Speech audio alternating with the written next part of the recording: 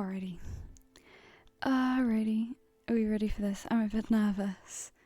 I'm a bit nervous. But it's probably fine, right? Hi, Gray. I was checking just to see when you were going live as you went live. Hi. And Foxy, hi. How alive and awake are you feeling? I think I had maybe like 4 hours of sleep. Yeah. For anyone who didn't know, we did accidentally do. I was dragged into Clock Tower at 3 a.m. by the Australians, okay? And yeah, it was a time. Anyway, we're fine. I managed to get a little bit of sleep, so I'm gonna take it. So yeah, we're playing a really spooky game today that Maya suggested to me. Does everyone remember the house that we burnt down on Creatcraft? This was inspired by this game. So yeah, very exciting. Serenity, hi. Oh, I see all the bugs. Much tea. Oh my gosh. Okay, cool.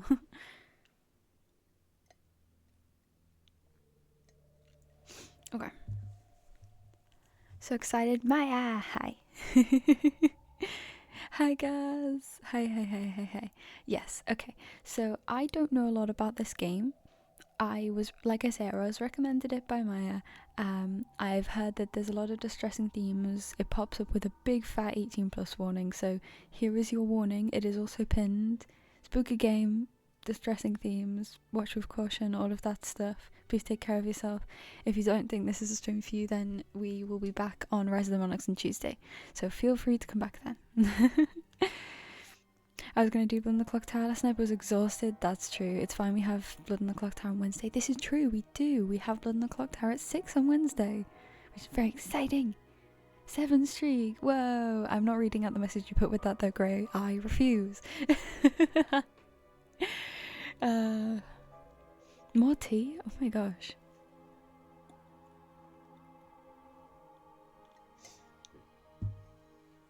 And guess what? Rowan isn't storyteller. Oh, you are you gonna announce that, guys?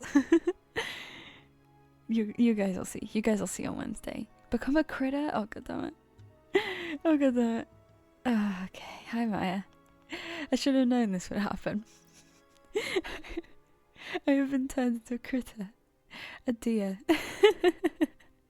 I guess this is how it will be. Spooky game with very silly bug in the corner.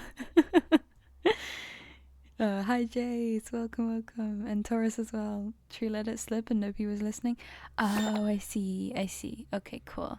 I told you I would do it. You did, to be fair. Oh yes, I've put in a new bit goal. I did forget to say that. Thank you, Taurus, for the bit. But yes, we've started a new bit goal for Poppy Playtime Chapter 2, and I've set the bit goal to be like the exact cost of the game. So you can basically fund it if you want to see us continue that. It's like 972 or something. I worked out exactly how much it was in bits. Because it's not too expensive. Oh my gosh. Thank you, Gray, for the 5 as well. It's a critter, a very large critter. It is. The critter always is huge. Like, it always ends up being so big. If that critter came flying at me, I'd be running away. Yeah, it is quite a scary one. New goal, yeah. It's just under 1k for Poppy Playtime. So yeah, we'll do chapter 2 then whenever we reach that, I guess. Large bug. True. Okay. Are we ready to play spooky game?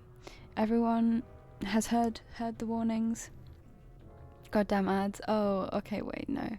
I feel bad now because Maya has literally like requested me to play this game. Hold on. I'm gonna wait, can I do that? I want to try gift a sub to Maya on my end. I think I can do that, right? How do I do that? I'm waiting for my streak and then running away. Sorry, Bug, you're all good. Oh my god, I found the button. Okay, cool. Yeah.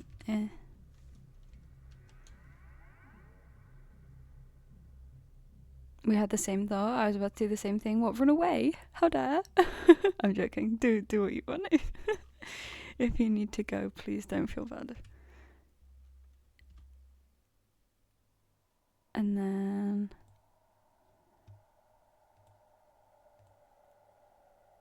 oh no, give myself no. I'm gonna do it. I'm gonna do it. It's okay. Did that work? It did. Cool. Hi Maya, welcome back. Okay, cool. Right, we play a game now. Okay, we play a game now. Let's play a game now. You were literally no, it's okay. I pay for you. I pay for you.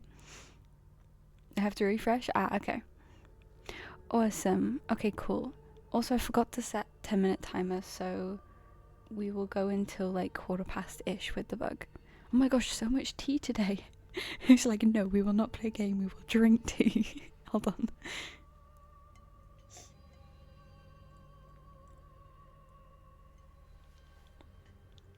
Oh, and water as well? Oh my gosh.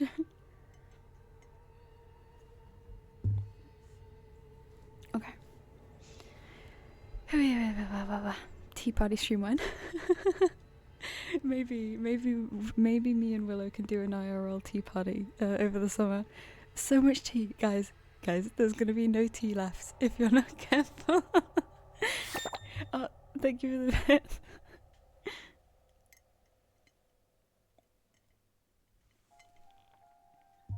Okay, stop. No more tea. No more tea. I need. We play game now. We play game now. Oh, great. Thank you for the 5. Oh my gosh. We are gonna reach chapter 2 in no time, Jesus. Would you like some horror game with your tea?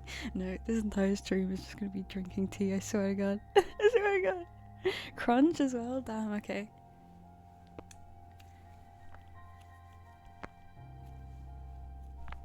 Oh my gosh, the hands are crunchy today.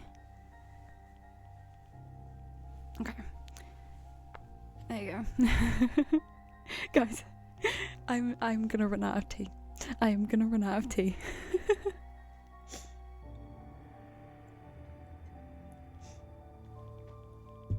Okay.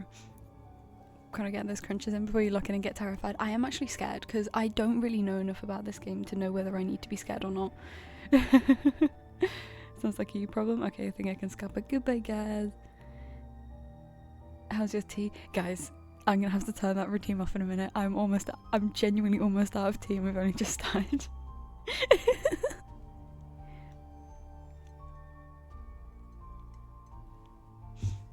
Okay. Be safe and be kind to yourselves. True. Guys. I am genuinely gonna have to turn that off in a minute. Okay, last bit of tea and then we play game, okay?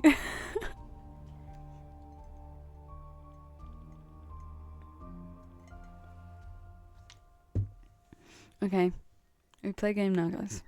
It's game time, okay? Okay?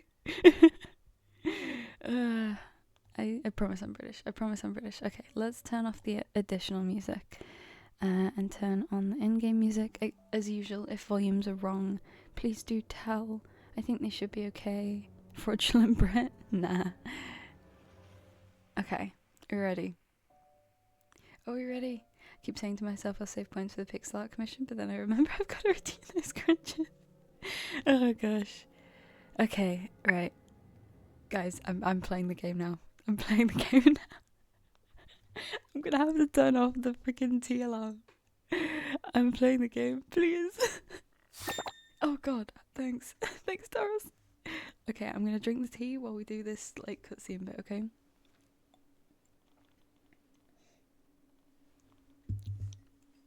Okay. Play game now. Guys, I'm genuine. Thank you, Gray. I'm gonna turn off that freaking routine. I have literally barely any tea left.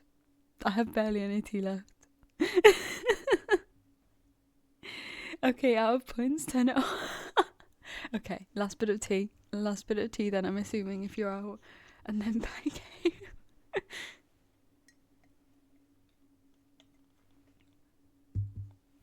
I should have not made that spammable.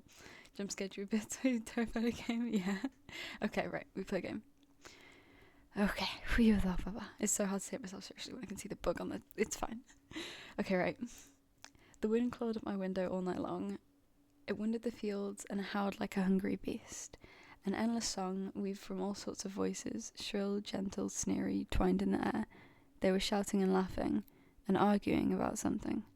Someone was running through the snow while casting long shadows that would occasionally creep close to my bed. Our house had a mind of its own, the creaky old mind of a building that had seen a lot in its days, and was seemingly trying to share its wisdom with the inhabitants. The lonely house faced the forest, and the green thicket gazed back with its hollow eyes, rustling, whizzing, swaying back and forth. One could come out and stand at the edge of the forest to reassure themselves there was nobody behind the crooked trees. Fuzzy silhouettes swaying in the wind couldn't possibly do any harm. It's just a play of light and shadow. Just a play. I knew it was just my imagination. I was already 12 after all. Still. Oh my god, yeah, there's a face. There was like a fox there. Episode 1, the owl will arrive. Okay. More tea, guys. Guys, there's literally barely any left.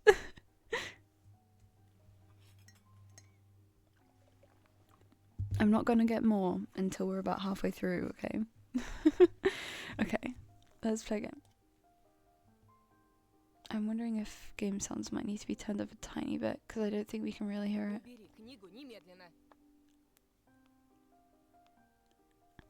Hold on.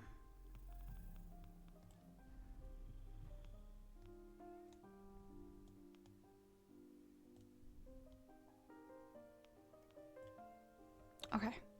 I think that looks better. Let me know though. Gotta make more. Don't owls eat bugs? Watch out, critter. Uh-oh. Am I in danger? Okay, hey, put away your book.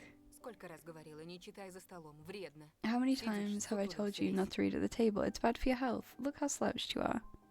Okay, actually, you know what I might do? Because this is a Russian game, and obviously I don't know Russian. I'm going to turn down the voice so that I can read them out over the top of it. But we'll leave the other sounds up. Hide. Why does it say hide? Oh, the book's gone. I didn't protest and put the book about Conan the Barbarian aside. I was stuck on a line I couldn't understand after reading it 3 times anyway. Alia had already finished her breakfast and was munching on some cookies. She was so enthusiastic she almost looked like your typical girl from commercials. You're not going anywhere till you finish all of it. I, on the other hand, was still trying to drill a hole in the plate with my eyes, as if it would make the porridge disappear. The dub is so good. Oh wait, is there a way to change it? I didn't think there was. I couldn't find one. I might be wrong though. Let me know if I've missed it, because when I was doing like the language at the start, I did change it to English, but yeah. Oh, it's always in Russian. Yeah. Okay. Yeah, we'll leave it on in the background because I do wanna hear it. It's just easier if it's quieter so I can read out the text. Bear, welcome, guys. Okay, this is genuinely the last of the tea. Okay. There's no more. It's gone. If there's any more, they will be ignored. Please don't waste your points. Willow says you should make more tea. Oh, God. I, on the other hand, was still trying to drill a hole in the plate with my eyes, as if it would make the porridge disappear. Hazy anxiousness welled up inside, all because of the previous sleepless night, the black forest around our house, and the gloomy wind. The longer I waited, the colder the lumpy white substance became. Thank you, Doris. It's okay, I'll send you a cup of tea right now. Thanks, Gray. It looked like a jellyfish from the Costo Odyssey. I love that show. I wonder how horrifying the bottom of the ocean is. Or how cold the black forest is at night. The spoon fell out of my hand. Mum showered me with the cold glare from her green eyes. What did I just say? I'll get it. I had 10 seconds to catch my breath before battling the nasty porridge once again. I felt around for the spoon. What is this carved on the other side of the table? Karina? Ha, that's my mum's name. I guess she carved it out with something pointy when she was little.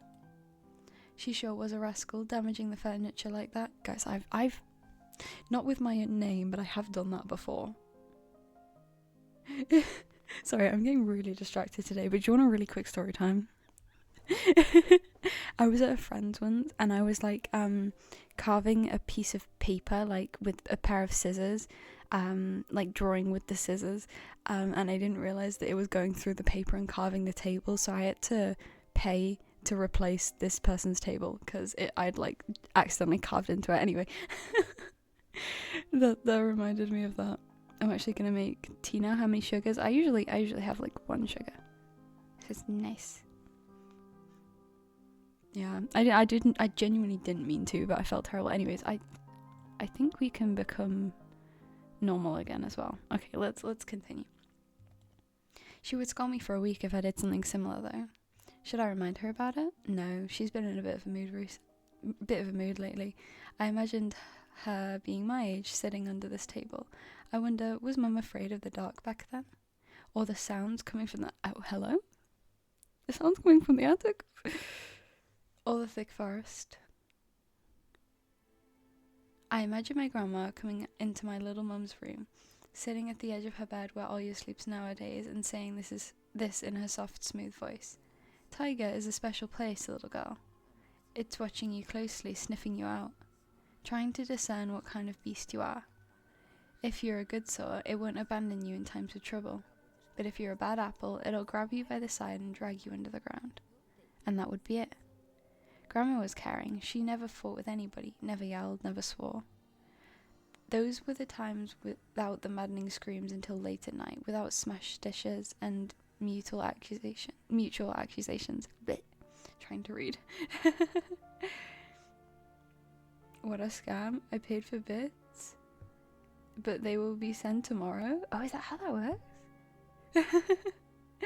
I'm actually out of sugar, so no sugar for you. Oh no. I didn't realise I had a sugar. Oh dear. Our parents used to love each other back then. I remember listening in on one of their conversations by chance. They were talking about Grandma getting prepped for her funeral. She had already bought a casket, and she called it her cute funeral box. It waited for its time in the closet patiently. It was black, upholstered with meat-coloured material on the inside. I saw it when my grandma was getting buried. The house didn't change since the time she was alive, only all of the photos were gone. Glass-covered pictures with grey faces of my ancestors. They all had a dead but watchful look in their eyes. I crawled out from under the table. My bank doesn't work on weekends, so it'll finish the order. Oh, I see. Olya was done with her cookies and was looking at my share like a sly woodland critter. Oh my god! A critter! A critter! It's me! Me mentioned!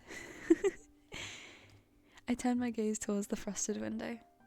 Oh wait, that's frost. That's so pretty, like the frost patterns in it, actually.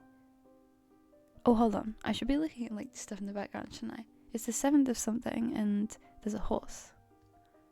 That's as far as we got. There were a lot of dark pines outside, but they didn't grab my attention. The pattern of frost formed a picture on the glass. Oh, you look, it's a fox. Where? It looked almost like those optical illusion thingies they put on the back of student notebooks. A mixture of lines at the first glance, but if you blur your vision a little bit and look at a certain angle. Not outside, on the window. Look, here's the nose, and here's... Hey, eat up. Yes, just a moment. I didn't see anything.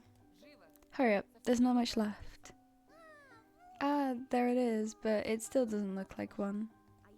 And I'm telling you it does. Nuh-uh. It does. Stop it, these kids, I swear. Now I couldn't see the fox either. Huh. Is there anything else? Some of them kind of look like leaves, but that's about it. Should I tell you how to find some cool Easter eggs, like nothing plot related, but kind of cool? Ooh, yes please. It disappeared. Went away. Only the frosty patterns, similar to stretched out nettle leaves, kept creeping up the glass. My dad entered the kitchen with long measured steps. I want to have a beard like this when I grow up. That's so real. Mum would always ask jokingly, "Come on, shave it off, it stings." That was so long ago. Nowadays, rumbling doors and witty comebacks were an everyday occurrence. Olya always covers her ears when she hears something like, "What's the point in all this?" through the wall. "It's all for your sake," Dad would reply, "for the sake of our family." I always caught every sound in fear of hearing the most dreaded, the deadliest word that started with a D. D-I-V-O. I don't even want to finish it. At some point you will be able to click the radio, click it as many times as you can. Oh, okay. Tea alarm, Twitch told me to do it. I have no more tea. When we are like halfway through stream, so like an hour and a half, I will go get another one. But we've literally only just started. Oh, Maya, thank you for the celebration thing. I appreciate that. Thank you for contributing to our bits goal. We're genuinely gonna get there so crazy fast. I have to start thinking of when we're gonna schedule the chapter 2. Oh my gosh, the bug! Thank you for doing it again with the bug. I love seeing my little bug dancing across the screen. It's so cute. Oh jeez, Maya, thank you. Better, look at them go. I really appreciate that. Thank you so much. Look at them go dancing. Anyway. It was scary to imagine that me and my little sister could be torn apart and taken into 2 different families. Anyway, your fox is nothing. I have an owl on my window. Maya! My bank is the goat. Oh my gosh, there's so many of them. Yes, guys, look at all my emotes go. Oh my gosh, thank you. Thank you for all the celebrations. I appreciate that. We are genuinely gonna speed past that bits goal. That's crazy. So the funding Poppy Playtime, I know, right? Oh gosh. Anyway, I really do appreciate it though. Thank you. I love seeing all my little guys. Oh. What is that guy? Is that looks like the Doc Boo Boo. Do you know what I mean? No, that's the Doc Boo Boo. Oh my gosh, Maya, please don't feel like you have to do anything. Oh my gosh, that's Doc Boo Boo. It is. I love the Doc Boo Boo. Oh my god, thank you so much for all of the bits, Maya. I really do appreciate it, but please don't feel like you have to. Oh my gosh, those are cute. Those are so cute. Speedrun, I know, right? But yeah. Okay. Thank you so much. I appreciate that. Oh my gosh, the music is getting dramatic. It's like, play the game. I ran out of bits. Oh gosh, okay. Well, thank you for all of them. I do appreciate it very much, and I love seeing the Doc Boo Boo go dancing. Oh great. Thank you for the bits as well. Thank you for the 6. I appreciate that. Have some salt. Thank you. It's not quite sugar for your tea, but I guess it's close enough, right? Okay, I'm play game. We've done much of not playing games so far today. Okay, let's play game. Thank you though. Again, I do genuinely appreciate it so much. You and your owl talk again. You said you believed me just yesterday. Has anyone seen my car keys? I remember leaving them on the windowsill. Right. Maybe you did, and maybe not. You're a grown man, a father of 2, and still... Karina, please stop. Just let me get ready in peace. Your keys are in the basket near the phone. Well, thank you very much. Anton, stop making a martyr out of yourself and finish eating already. But the owl... There was no owl. But there was one. It had giant glowing eyes. Oh my gosh. Why did it make me jump when she just moved suddenly? It's because nothing bad has happened yet, and I know that this is gonna be creepy, so I'm like, I'm paranoid. Like waiting for something to happen, you know? Oya sprang up from the chair and placed her hands on her little face, imitating a pair of eyes with her fingers the size of an apple each. Last year you had Baba in your closet, and now this owl? But I saw it. Oya shifted her gaze back and forth from Dad to Mum to me, but couldn't find any support. Have you thought about befriending it? You know, like feeding it with imaginary mice? Don't bully our girl. She's just afraid to sleep alone because she's still little. Oya pouted her lips in rebellion and rushed into the hallway. The staircase that led to the second floor creaked. Mum gave Dad a strict look. Oh, that look in her eyes. It's so uncomfortable to be pinned under it. Dad just snorted in reply and left, ringing with the keys he had just found. Yeah, that was a good stare, damn. Chapter 1 is pretty chill. Oh, okay. Good to know. A minute had passed and the theme song from The Little Mermaid echoed through the house. It was stored on incredibly worn-out cassette tape, which Dad had already had to glue together once. Oh God. Try my best to read. Bozo? What? What's up? It's so easy to fix objects by gluing them back together, for example. But how do you fix a relationship? Mum moved to the living room and I was left alone, anxiously stealing glances at the window. Aww.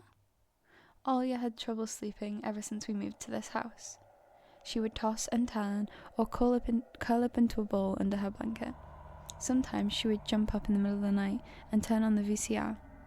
Cartoons helped to take her mind off all the troubles we had with the move and our parents. Oh. Okay. And then Olia said she saw that giant flying monster outside her window. She became obsessed with it. Our parents did everything in their power. They tried every little trick to get rid of those ridiculous fears. Olia refused to sleep alone and didn't believe that the owl was just one of her nightmares. Boo? Yeah. It was in fact Boo. After last night, I was unsure what to make of my sister's words, what to think of it myself. Can nightmares be infectious? That night, I couldn't get a wink of sleep and ended up thinking of what to expect from my new school. There were a couple of days left before the beginning of a new term. My imagination drew long, twisted hallways that led to a classroom full of kids, but all the students behind their desks were simply dark figures cut out using a template. Hold on, I'm just checking volumes. I may turn it down just a tad. I'm really trying my best to get the volumes correct, because every so often it gets much louder. Okay. Circular holes gaped at— oh my god. Okay. Circular holes gaped in the middle of their faces, and pairs of eyes blinked inside those holes. It was as if some completely different creatures were looking at me from behind the flat black silhouettes. Their cruel glares filled with icy sneers made me shiver from head to toe. Will I survive here? Won't they gang up on me and beat me down, stomp on me with their bloodied shoes? The damn school can burn for all I care. I just wished for anything to happen to it. Doesn't really matter what. I didn't want to go there that badly. I didn't want to see people who were just itching to smack me on the head, trip me up, think of a new offensive name for me, worse than the previous one. I felt like the glasses I wore made me an outsider, or some sort of monster. My gaze slid across the drawings hanging on the walls. I couldn't consider myself a great artist, but Olia begged me to hang them. Drawings was the only thing that made me happy as of late. The small circle of friends, I had also enjoyed my paintings, and they promised to call me from time to time. Sometimes I imagine Mum picking up the phone and saying in a cold voice, "You've got the wrong number." Why? That's mean. Or Anton is— oh. Great, thank you for the 3 bits. More salt. By the way, you can save the game before making choices, so you can come back to them later. Ooh, good to know. Okay, cool. Or Anton is not around. I imagine my future classmates lying in their beds, just like me, listening to the howls of invisible werewolves outside their windows. Maybe my new classmates will like me after all. But who would ever like a boy with thick glasses? I mean, my dad used to wear glasses when he was little, and now he's married to the most beautiful woman on the planet, my mum. The house creaked, pressed by the wind. The condo we used to live in, a 9-floor concrete building, buzzed with the neighbours' drill, mumbled with a TV set from behind the wall, cried like a baby from the big family next door. Our current house, though I can't really call it new, was completely different. It was silent and easy going during the day. Its shadows lay dormant in the corners, on the closet cobwebs, and under the stairs. But they all woke during the night. Something was watching me from every... Thank you, Taurus. Thank you for the bit. Something was watching me from every corner, almost as if the old photos of my deceased family with their ashen eyes were hanging on the walls in place of my drawings. The floor was squeaking, rusty drains were moaning, the attic was occupied by noisy drafts. One could think the house was performing some sort of demonic melody. And then I realised I was, in fact, hearing music. It was already playing for a good while. Oh yeah, there is music. Hang on. Wasn't me? Somewhere at the edge of my perception I could hear a flute. Oh. Great, thank you. That is a good point. There is a flute there. It was mixed in with the sound of the wind, of the creaking old house, and my thoughts too. I stood up and rushed to the window. I wanted to reassure myself that this music was nothing more than a product of my imagination. It's not like someone is playing it there amidst the cold, snowy night, right? Oh god, they are. Open.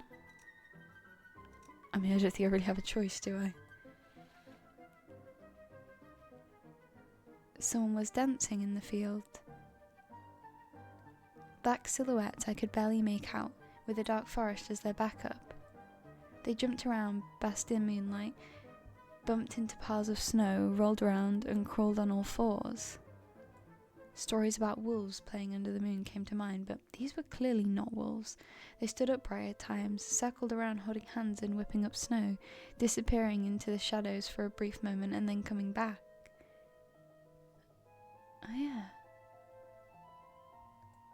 Something bizarre was going on. Shadows dancing in this starless abyss made my imagination go wild, making me anxious at the same time.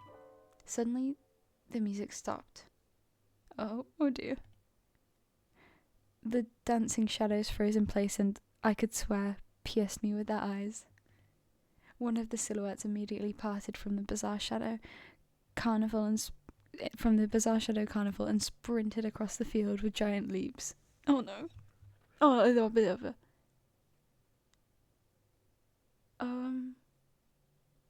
It glided on squeaky snow without leaving any prints until it was devoured by the pitch black shadow of my house, which became even darker and thicker. I know this is not FNAF, but is it about to jump up on the screen? My heart was jumping around like the bird inside a cage. Fish in a boat. Cage? Anyway, I shut the curtains with a swift motion and stepped back towards the bed. They saw me. A freezing torrent of fear washed over me. I stood in the middle of a perfectly dark room and listened to some unwanted guests move and scrape around looking for an entrance. The sound moved to the right, then circled around the house. Now my guest should be at the front door. I jumped into the bed and covered myself with the blanket as if it could protect me. The shackles of fear locked my muscles. I remembered the funeral, my grandma lying there, hands crossed on her chest and her facial features sharp like that of a tin doll. Ants running up and down the legs of the chairs that held my grandma's casket. Ooh! I imagined those little creatures climbing up her head and pulling her eyelids with their tiny legs. Ooh, what the fuck? Then her wrinkly eyeballs would once again move inside their sockets and she'd be able to see her grandchildren. I was chanting the spell she taught me throughout the whole procedure, and now, lying under the blanket and listening to the squeaks and howls, I was repeating the same words. On the island of Buyan, underneath the blemished sun, in the sea of colour blue, stands a cabin made of wood. There lay lard and ashen hair for the spawn from the devil's lair to feast and always leave alone God's faithful servant named Anton. The MC is very dramatic for a 12-year-old. It's a 12-year-old? Damn, okay. Evil leave this house must, ashes to ashes, dust to dust.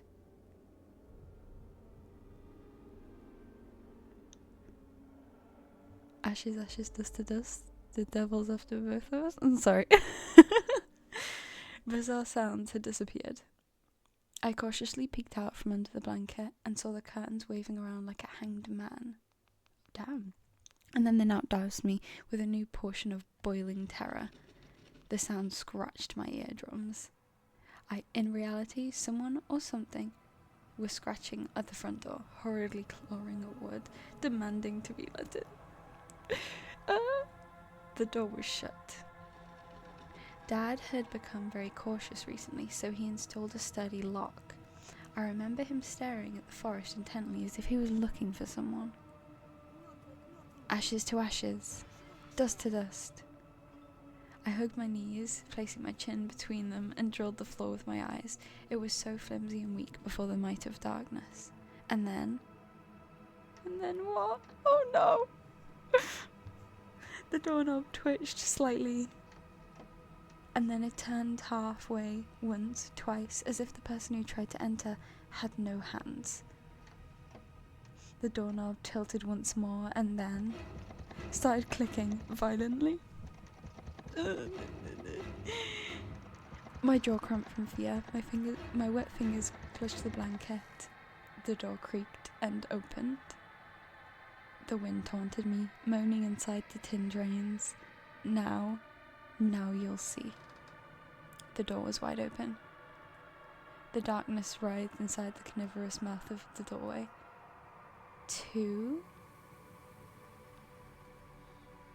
Share. It was as if the night itself was calling out to me, flapping its black wings and squeaking with rusty hinges.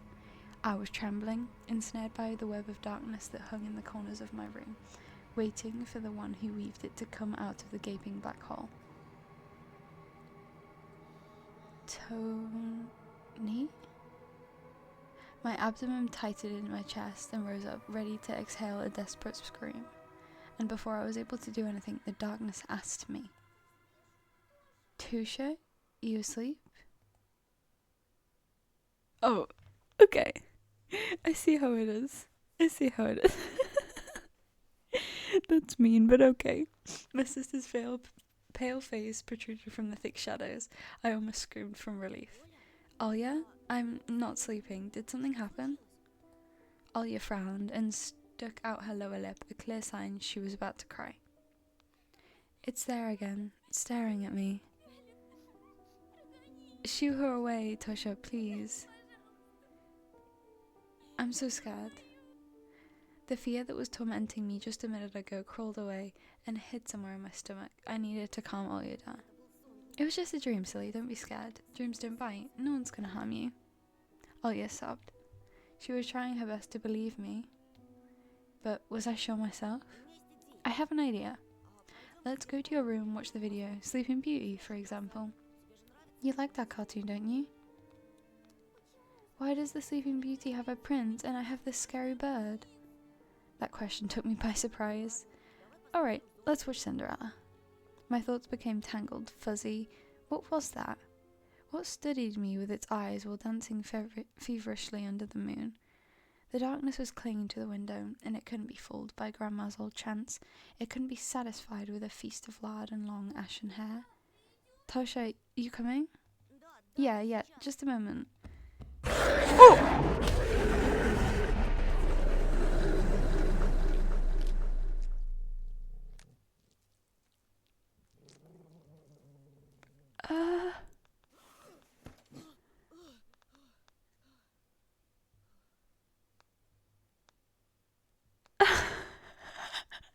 That's not okay.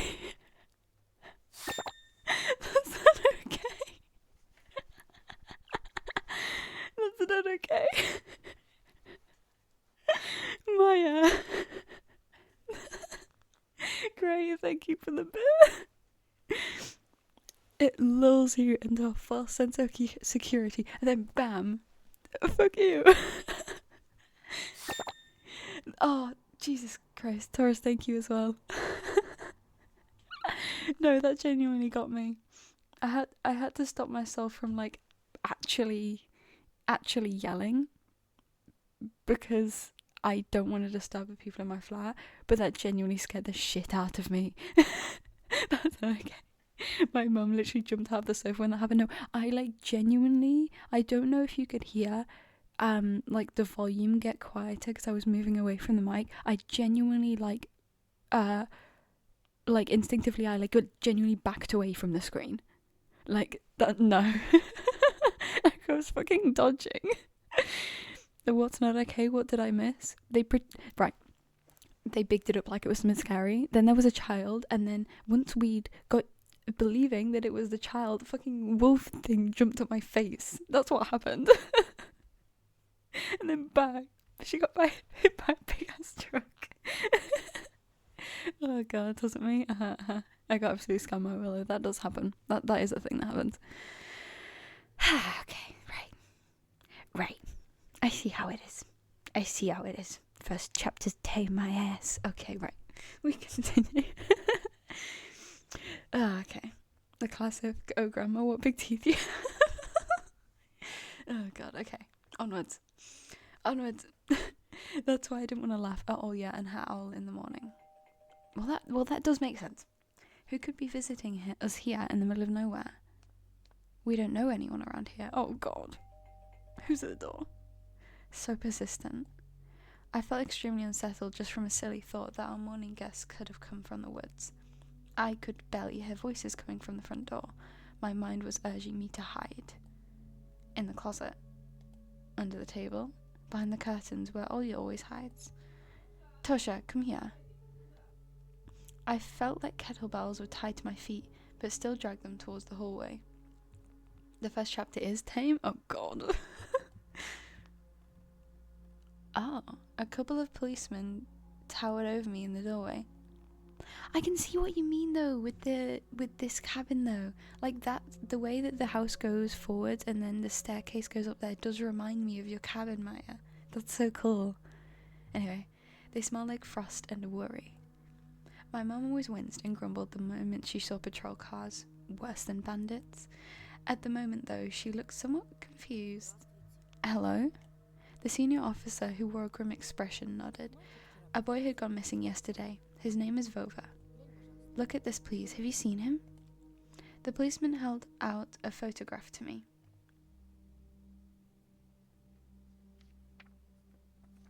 Oh my gosh, she's got a cat. There was a ginger boy around the age of elementary school, pictured with a wool carpet as the backdrop. He had a striped cat in his hands and wore a wide smile. My cabin was so dope. It was so cool. As cool as it was for lore, it was a shame to see it burn down. No, I haven't. Are you sure? Look closely. Where would I see him? I don't know anyone around here. I barely leave the house. Well, maybe you've seen him from the window? That's right. Your window looks straight at the forest, don't they? The window. Oh god. No, I haven't seen anything. I see. He sounded tired, but his eyes, his stare, long and heavy, was full of suspicion. The burn down was peak reference? Oh wait, oh god, what? What do you mean by that? I squirmed unwittingly under the weight of guilt which his giant shadow cast over me.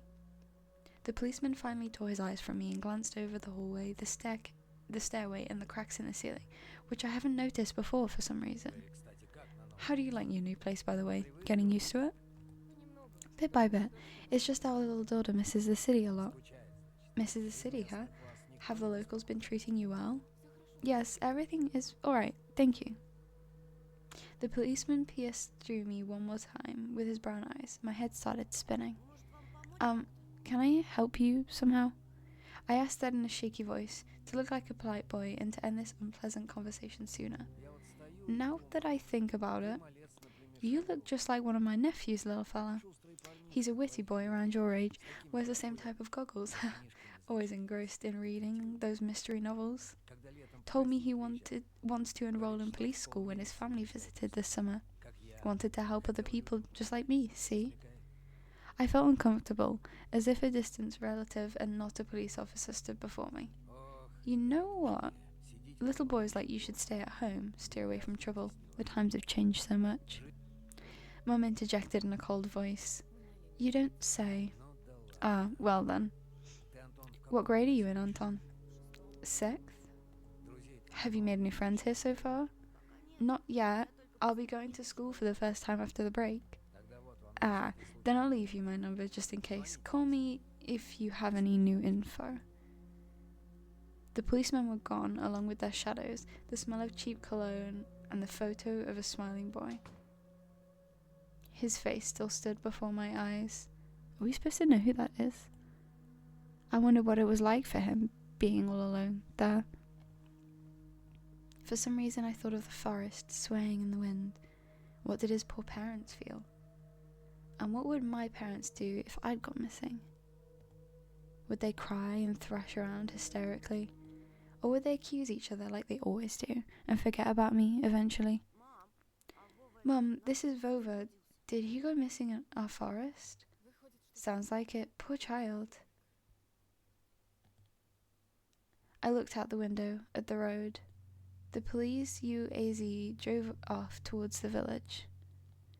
The officer's nephew came to mind when I was splitting off old paint from the windowsill. I remembered all the teenage mystery novels from the Black Kitty series I've read this summer. Oh wait, we have a glossary. Thereby, in Slavic folklore, a nocturnal spirit used by parents to threaten their ill-behaving children. UAZ, a Soviet and Russian off-road freight passenger car brand, which was produced on the Ulyanovsk car factory. I'm trying my hardest. A Black Kitty, a series of contemporary Russian, original or translated teen mystery books. Huh, okay, cool. That's cool.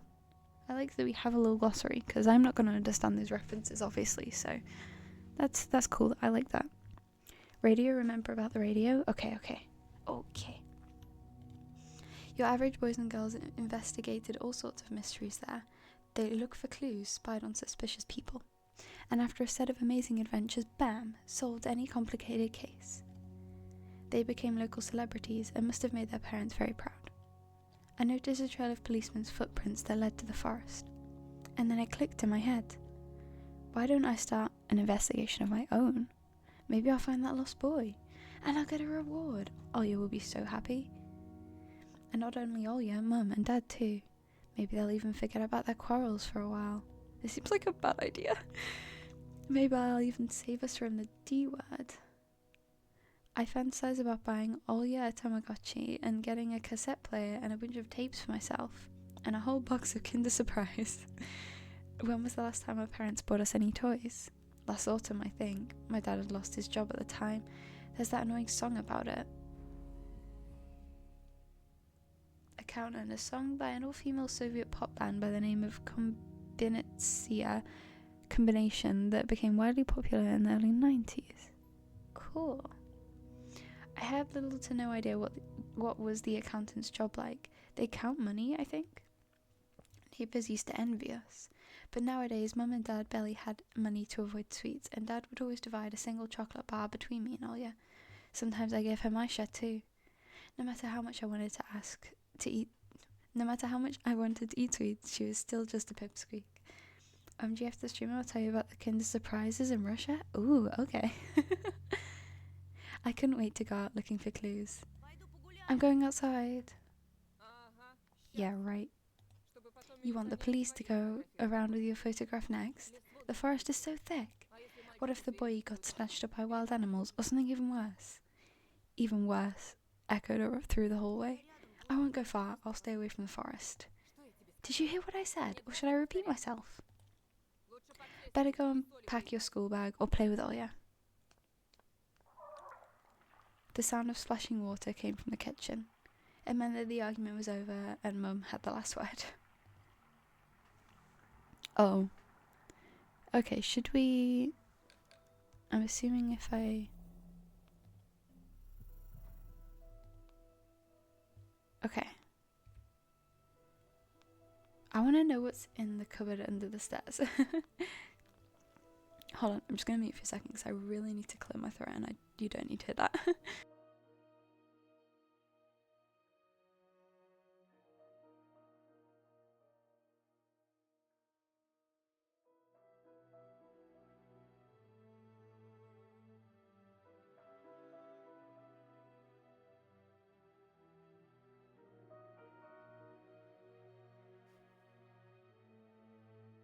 Okay. Oh, the eye thingy first? Okay, so if I click that, will it just like autosave? Oh.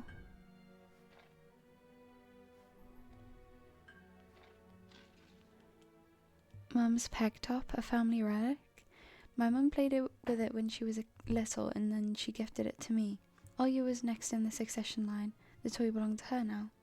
She stared at the dancing spindle as if it could show her something, a fairy tale or maybe even our future. Now even my little sister was a bit too old for the old squeaky peg top. Okay. This cross had seen so many people come and go in this house. It was black, as if it absorbed all human sin from the long years it was spent hanging under the ceiling. After Grandma died, Mum was going to take it off and hang a horseshoe in its place as a lucky charm, but she cut herself with the cross's sharp corner and almost fell from the stepladder. Dad called it a sign from above and ordered the cross to be left alone in its rightful place. It shows you stuff you can read about more lore. Hell yeah. There was another one, right? Yeah, here. My parents prohibit me from making long-distance calls, but from time to time I really want to hear my old friends. Sometimes I would just pick up the phone, listen to the low hum of the zoomer and the distant crackling, imagining the wind howling and the ice leading chords. Okay. I think that's it in here, right? So, let's go under the stairs. The dark, stuffy closet. Oh my god, there's an axe. Mum says it smells like mice, but how would she know their smell? She hates when I stick my nose in there. She's afraid I'll cut myself on the freshly sharpened axe. And Olya can't even be lured close to it. She thinks Baba is living there. I tried to help her fight her fears once. I opened the door and turned on a dim lamp, so she would see that there was nothing but cobwebs, Dad's tools, and scratched walls. She didn't believe me. And I liked to hide in the closet and listen to Olya count outside. 1, 2, 3, but hide from me. And then drag her feet on the creaking floorboards, hoping that she wouldn't need to look for me in the cramped monster's den. I had a storage under the stairs. Oh yeah, you did, didn't you? I remember because when I was doing a tour, before we wrapped up the lore, I went in your base, and I was like, I'm not going to look through your stuff. I'm not going to look through people's stuff because that's kind of wrong. And you were like, please look through my stuff. And that was where I found like 4 stacks of diamond blocks. Oh, and then I went in there again so I could get flint and steel to burn it down. Yeah, you're right. That's so cool. Okay, should we do... I mean, if we go in the kitchen though, then the mum is going to see us again. So surely we should just go outside.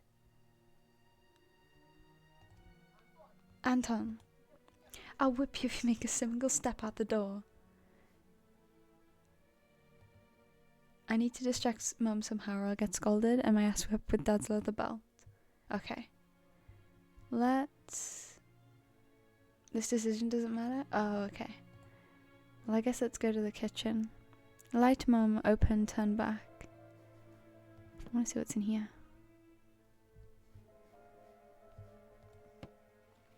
Grandma kept ice cream for me and Olya there, but now I could only see meat bits for soup and clumped together pelmeni. I grew to hate them already. What is a pelmeni? A Russian variety of dumplings made by boiling thin, unleavened dough filled with mincemeat. One may all even call it Russian fast food. Huh. Okay, cool. Radio. Oh, here. Amacom of Russia has declared the state of emergency due to adverse weather conditions. According to the weather forecast, a cyclone is moving towards the region. Expect heavy snowfall, blizzards, and snowdrifts on the road. Keep your eyes open and take care of yourself. Why is she kinda hot? Hi, Bear. Oh, her head moves. The mum is so hot. которой он находился, была обстреляна неизвестными вооруженными лицами. Куплю жене сапоги. Это просто, Леня. АО МММ.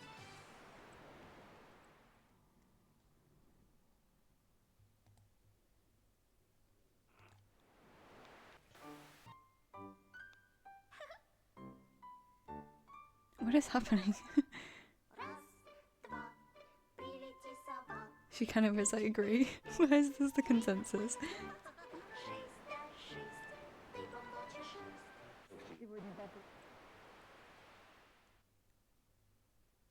Huh?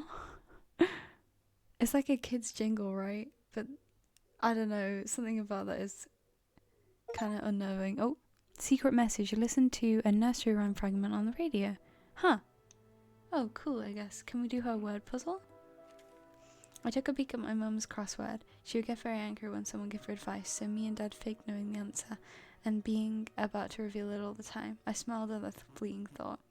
Vertical 9 letters, the name of the Philistine deity that protected them from viper bites and had a nickname, the Lord of the Flies. Second letter is E. Does anyone know? I have no idea. I don't know. After lying to Mum, click on the fridge. Oh, go back in the fridge.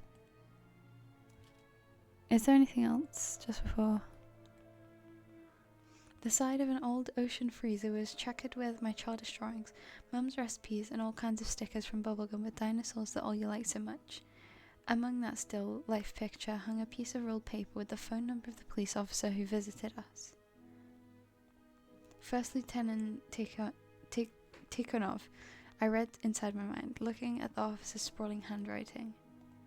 A scrap of paper was held by 2 pieces of a broken magnet from some old Soviet toy, and those pieces just barely covered up the numbers, as if to taunt me.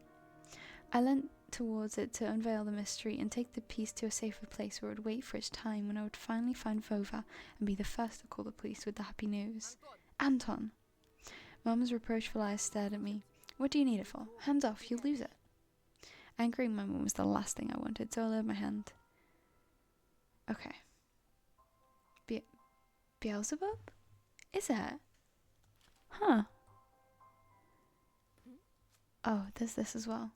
The decrepit and stain-covered calendar was once my favourite form of entertainment in my grandma's house. I remember waking up and running to the kitchen so I could tear off yesterday's leaf first thing in the morning, as if the coming day would get lost in the tiger forest without my help. One day closer to New Year's, one day closer to Grandma's funeral. I haven't touched this calendar for years now. Since the time they started writing dark and spooky death chants, that only made me gloomy instead of funny proverbs and superstitions, to be exact. I grabbed a dusty calendar leaf with caution and tore it off effortlessly. Sadly, the spooky descriptions from my childhood were still there. 7 horses carry the log. If 7 can't carry, bring the 8th from a ferry. They will take it away and never come back. This is the fate the log cannot escape. What does that mean? I crumbled the grey leaf and threw it into the waste bin, hoping to get rid of the anxiousness that washed over me. It was spreading inside me like an ink stain on blotting paper. Huh. After lying to them, unclick the fridge? Okay, Beelzebub is the word for the crossword. Yeah, I'm assuming there's no way for us to, like, put that in, right? No, I don't think so. Okay, let's... It was difficult to lie to Mum, but there was no other way for me to run away from home. Mum, something's wrong with the TV. The picture is dim and there are all stripes all over the screen. Mum's face became visibly distorted. You're killing me here. So have you had enough of shooting those stupid ducks now? Told you the kinescope will go dim because of your console. Where will we find a TV technician in this hole, huh? Maybe it's just the settings? Please go see for yourself. Strange, it worked fine in the morning. Maybe the snowfall caused it? Mum rubbed her hands clean on her apron and went to Olya's room. The choices will always be written on the screen. Okay. Open. There's no time for this. Mum will come back soon. It will not let me in the fridge. I think we've seen anything in here though. Out we go.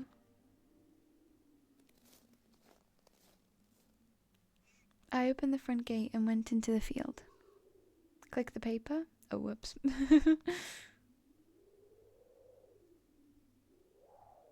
Whoops. Oh yeah, we should have brought the the what's it called, like the number, I guess. Ah well. Carefully, someone wouldn't see me from the window. When I crossed half of the distance towards the forest, the snow piles became as high as my knees. I remembered my nightly fears. Oh. I saw their silhouettes around here. They were jumping around, holding hands. That hypnotizing music started playing in my head all on its own. In the light of day, those distant figures felt like a simple dream. The sun turned my nightmares to ash, but the aftertaste was still there, distant ringing in my ears, distorted shadows crawling on the snow alongside me, and barely audible whisper in my head, blurry and almost kind. Everything was silent. I'm like looking in the trees to see if I can see anything. So silent, I felt like the world was totally empty. No ground and no sky, no parents, no Olya. The time reached its limit, a one-way trip that ended at the forest's piney stockade. Sometimes silence was much scarier than any scream. Our parents would scream at each other while arguing, and both me and Olya turned to stone listening to them. But then always came the ringing silence. Our apartment became numb a couple of days before we departed. It was hard to remember the last time Mum and Dad joked around, laughing or spent time together, almost like all of it was in a previous life. When they kissed with Olya present, she always frowned and snorted in a funny way. But one day it all changed. Something important had left our home, and something scary filled the remaining void. It was as if a fire broke out, and our parents were hurriedly packing our belongings, trying to save themselves and us. From who, though? From the people with dead cold eyes who sometimes visited us in our previous home? The eyes that only saw balls of worms on the black ground and everything? Where have the worms come from? And somewhere far away a siren was going off, trying to warn us of the coming menace. I shuddered, chasing away my delusions, and looked around. There was only me, this white field, and the wind that was whipping up icy dust and belts of powdered snow. I squinted from the sun and turned my eyes to the sunless forest. It looked especially dark in contrast with the blinding whiteness. Knobby tree roots slithered under the snow like fat snakes, rotten leaves, and I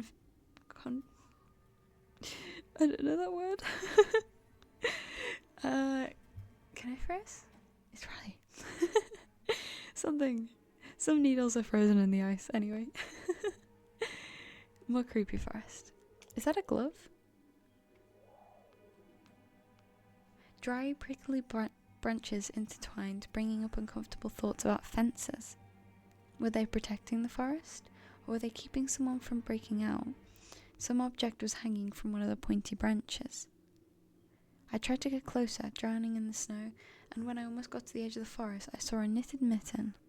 It looked like a wounded bird amongst the hungering semi-dark. Should I take it to the police? Their senior officer looked gloomy, but he still reminded me of Captain Casanova from my favourite TV show called The Streets of Broken Lights. Boo. Hi Taurus, thank you. A Russian mystery TV series telling the story of daily life of Russian police officers, longest running series in the history of Russian TV. He was also always anxious with a tired look in his eyes, but still brave and strong. Will this man help me find the lost boy? Vova! I heard a distant shout. It looked like it came from the river. Vova! As if the trees were calling out to someone. Vova! Resounded closer to me. Someone was standing there, behind the trees, hiding. Hi, Gray. Thank you. More salt. Vova! I knew someone was looking for the lost boy, but still. Wait, where are they? I can't see anyone. Something was unsettling about that figure. What figure? Am I blind? Where's the person? Out of Pit's gonna buy more. Please don't feel like you have to. Like I say, we're gonna be. I have no idea what we're on now, but we've gotta be like making crazy progress towards the goal already. So please don't feel like you have to. I don't see anybody. Its stillness, how it was bent unnaturally towards the ground. Am I blind?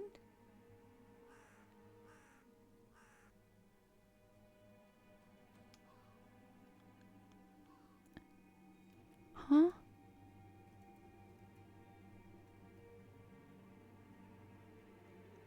You can't see it? Oh, I was like, am I going insane? It's blackness. There's no one there, just branches and roots. It's all just my imagination. A nearby bird flapped its wings loudly. Oh!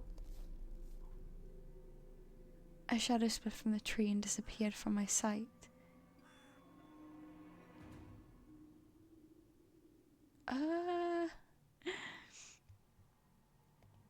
I looked away for just a moment, but when I turned my gaze back to the same place, it was gone. So, oh, haha, get salted. Genuine question, why the salt, just out of curiosity? But thank you, I agree. So it was just my imagination after all. Silence reigned for a painfully long time.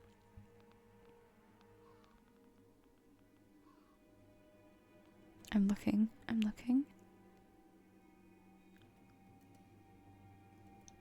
Why not the salt? Okay, fair enough. I was just curious if there was a reason.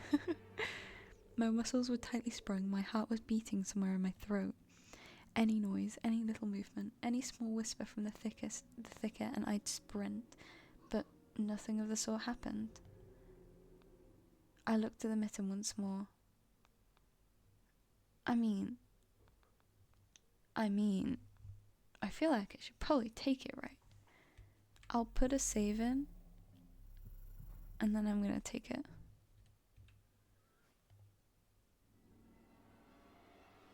Oh, not the creepy music. Dude, don't do this to me.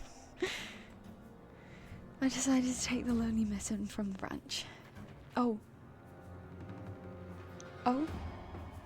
Vova.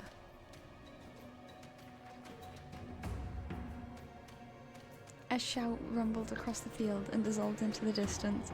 No echo, no hope for reply.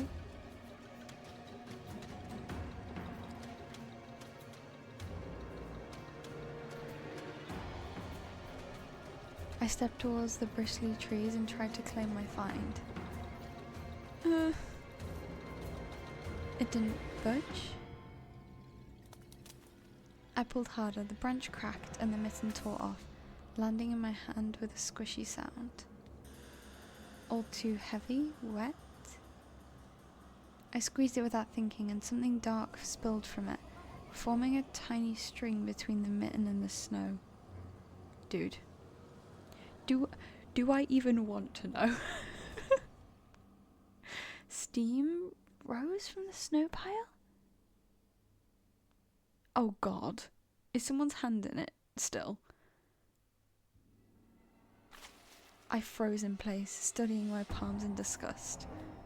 Red. There's a fucking hand in it, right? The sound of cracking branches evaded the silence.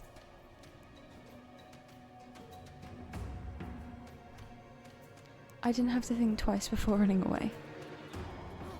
Someone was chasing me from the darkness, breaking pine branches, closing the distance with giant leaps. Snow was slowing me down. Crazy thoughts flew throughout my mind. I'll get caught. They'll get me. I'll get dragged into the thicket. I'll be gone forever. But there was one more voice, probably one of reason. It gave me strength and spurred me on. You can do it, don't stop. I heard an animal roar behind me. It was so loud my ears went numb. It felt like the sound had come from a pack of hungry beasts rather than a single one. Their nostrils sucked in freezing air. They sensed my fear. Two giant wings flapped above my head. An enormous shadow flew over the clearing. A hoot, a wheeze. The roars were coming from all directions now, from the dried up raspberry bush, from the twisted pines, from under the windfall. Hurry, run! Don't look back. It felt like I was inside a nightmare. The snowy clearing became vicious like quicksand. I was stuck in place. Dude, I can't be dealing with this.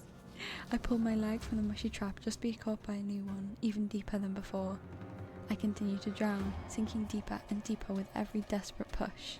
Was snow ever this sticky? I screamed in horror after realizing this wasn't snow. Someone or something in the snow pile was clutching my pants. I gathered all my strength and rushed forward. The pressure on my leg was gone, my boots slipped out of the hole and my soles were on a hard surface again. I reached a clear path with one jump and from there ran to my house. Its gloomy facade didn't look threatening now. That house was my line of defence from the shadows that flapped their wings and the creatures that were hidden under the snow. I tripped over the doorstep and smashed into the door. In all my hurry, I still managed to notice the claw marks, as if a dog was striking the wood with its paws, demanding to be let in so it could escape the cold. I hadn't noticed those marks when I was leaving. The heartbeat in my ears was so much louder than my surroundings. I couldn't hear whether someone was following me or not. What if they were already in our front yard and Mum had locked the door? Drowning in fear, I pulled on the doorknob and it obediently gave way. I rolled into the hallway and shut the door behind me. Porch planks creaked as my pursuers ascended the stairs. My fingers slipped off the lock and I couldn't click it into place. I gritted my teeth and pulled hard on the doorknob, whipping it between the boards. I stared blankly at the door. Someone was standing on the other side of the pitiful, flimsy barrier that was probably less useful than blankets. Okay. I'm back in the house. I'm getting goosebumps. I'm scared. Yeah. Me too, man. Me too. That's just me running through the trees. I lost my glove, you know? Oh, I see. Great. I see. Oh, God. Wheezing breath reached into the house and crashed at me in waves. It smelled of pine and sweat. Mum peeked out of the kitchen and chastised me with the same frigid voice she always used when talking to Dad. What exactly didn't you understand when I told you to never slam the door? I didn't mean to. I snuck a glance at the door. The smell was gone and the breath was too. If there was someone in the first place, of course. Here, mere 5 meters away from Mum, my fear was slowly weakening, melting like snow in spring, and with a... thanks, Doris. Salty... Okay. Remember, Anton is really dramatic. True. With the last bit of strength I had left my body too. My legs gave way. I propped myself up against the wall so I wouldn't fall over. Mum's expression had changed immediately. The cold mask of strictness and detachment was gone. Mum looked the same as before all those quarrels. She finally saw my condition, my wet palms plastered with snow. Where have you been? What did I tell you, huh? I told you to stay home. Am I nothing to you too? I got afraid she would cry. I reached out to her, like when I was very little and wanted her to cuddle me. But Mum regained her composure fast and put on her usual face. Her eyes shined like steel. Her voice ran out. Oh gosh, the one who's really is hot. Great. Okay. Your dad can't find his cigarette. Be honest, did you snatch them? Were you smoking in secret? There was someone chasing me. I thought... I stuttered as soon as I started explaining myself. Tears welled up in my eyes. Mum leaned towards me and sniffed my clothes like a beast, searching for the smell of tobacco. Then she squinted her eyes in suspicion and looked into the front yard. Her expression changed in an instant and she covered her mouth with her hand. Look over there, at the fence. My heart started thumping as if I had become prey once again and my pursuers were following me in the field. I could swear that I had heard something scratch at the door, just like in my nightmare. Mum beckoned me with her finger, and I gathered all my remaining bravery to look into the kitchen window, facing my fear. I love women, what can I say? Women are the best. Okay. Oh. I could barely discern some hairy silhouettes swimming in snow through the icy winter patterns on the glass. I mean, they kinda just doggos, right? Dogs! Just a small pack of strays with no name and owner, barely reminding of the hungry monsters that live on the edge of the forest. Oh boy, were you scared of them? I think they'd rather be scared of you, Anton. Oh, Thank you, Gray. They were chasing me like a bunny. And what if they're rabid? The smile had slowly disappeared from my mum's face. Now she looked at the dogs as if it was the first time seeing them. What if they attack Olya? Mum? I wish Attack could just shoot them all. Wait, no, don't be shooting the dogs. They look kind of cute. Mum, look, they're alive. Huh? What? Are they your friend or foe after all? Make up your mind. You're not a little kid anymore. Mum sighed in annoyance, and I felt so bitter that I bit my lower lip and fixed my gaze on the cobweb-ridden corner just to keep myself from crying. You can see who's the favourite child. You can. You can. Well, as some detective I am. In reality, I wasn't risking my life among monsters, but rather my pants among a pack of stupid strays. And what for? What use do I have for this mitten? Of course! A dark, sticky mitten that belonged to the lost boy made a squishy sound in my hand. Seems like I was clutching it the whole time. That's my trump card as detective. I hurried to present this clue to my mum. Oh my god, it's... Mum, look, this is Vova's mitten. That boy the police were asking about in the morning. It's drenched in blood. I found it hanging on a tree. I can show where. Let's call the police right away, like the officer had told us to. Mum, look. Ew. A shadow of doubt slowly crept onto my mum's contorted face, as if she was trying to remember something distant, like someone tries to remember their dream, but the images slip away. Stop it this moment. Olya will go insane if she hears you. She already has trouble sleeping and whines all the time, and you won't joke around like this. At that moment, I realised the mitten was actually wet from snow. Of course. Ew, icky, yeah. That's what I thought. There was no blood whatsoever. I wanted to sink through the floor from embarrassment. How do you mistake snow for blood? Genuine question. Unless you're like severely colourblind. How? How do you manage that? Anton is dramatic. I mean, yeah, but like, that's a whole different colour, my guy. Come here, my boy, who cried wolf. Oh, don't just stand there. Come take your pills. A golden-coloured pill reminiscent of a dead wasp fell into my palm. I already took one during breakfast. Don't talk over me. I told you to stay home, and you... Dad would have given you a good whipping for that. Come on, take it, or you won't be able to sleep at night, and you have school tomorrow. Maybe he is colourblind, maybe he is. So I had to swallow the bit of medication, drinking it down with a similarly awful water that gave off a taste of chlorine. Maybe it wasn't Vova's mitten. Maybe it wasn't mitten at all. Just like the forest monsters and Olya's owl. Am I going mad? What's happening to me?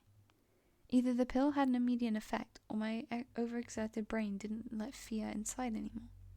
Serenity washed over me, bringing yawning indifference along with it. Anton, you done? See, you can do it when you try. Take off your coat, you sleep. Why is it shaking? No, Mum, I was just thinking. What about, I wonder? It's just something silly. Mum scrutinized me with suspicious eyes, as if she wasn't sure she was looking at her own son and not some doppelganger that came from the forest. Is everything alright? You had the exact same expression when the policeman asked you about the window. I'm alright, Mum. She heaved a deep sigh. Oh, what is with the shaking? Fine. It seemed like the house had changed. The sofa's fabric had become discoloured. Fingerprints appeared on the bathroom tiles. The light bulbs also felt different, dimmer and yellower. Even the saliva inside my mouth had a different taste. A melody from Aladdin could be heard from the upper floor. Olya was done rewatching her favourite Little Mermaid episodes and switched to other tapes. I slowly changed into my home clothes, stopped before the sink, and stood at my reflection in the mirror, like I was trying to solve one of those spot the difference puzzles. And then I went upstairs. Jaffar's and Lego's voices died down. I walked past Olya's bedroom and slipped into my own. Okay. Huh. Not sure. Hello. There's a person there. The forest didn't look as grim during the day. Entangled tree branches in the distance and the snowy field between our house and the forest brought sleepiness to my eyes, but sometimes I would still catch myself looking at the window, at the icy treetops instead of doing my homework. Is that Olya? How strange. I remember moving this curtain. Because he said before that she always hides in the curtains, right? Will it not let me? Huh. I guess we need to look around at other stuff first. The dinosaur. My Triceratops figurine. Oh gosh. I know about all sorts of dinosaurs, velociraptors. Oh god, no. We're not far too little sleep for me to be reading out dinosaur names. Absolutely not. I remember going to the movies to see Jurassic Park back when Liz still lived in the city, and taking pictures with a T-Rex in the hall. It turned its head and roared. It was awesome. And next to it was a Robotech Transformer. I love this cartoon. When a jet fighter speeds up in the intro among the sounds of blaster fire, you know your next 20 minutes will surely be amazing.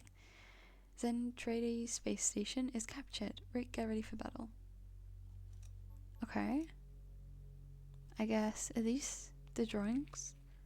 I've dreamt of becoming an artist since Dad bought me my first comic book. Fly magazine was the coolest. I especially liked the big space related edition with alien monsters and that funny episode about Gendamine. The first Soviet and Russian periodic adult comics magazine, extremely popular from the crazy 90s. What made the magazine stand out was the refusal to use materials from its foreign counterparts. Cool. I started drawing all sorts of stuff since that day, and I seem to be getting pretty good at it. One of my letters even got published in Fly ones. Maybe they'll even publish my comic.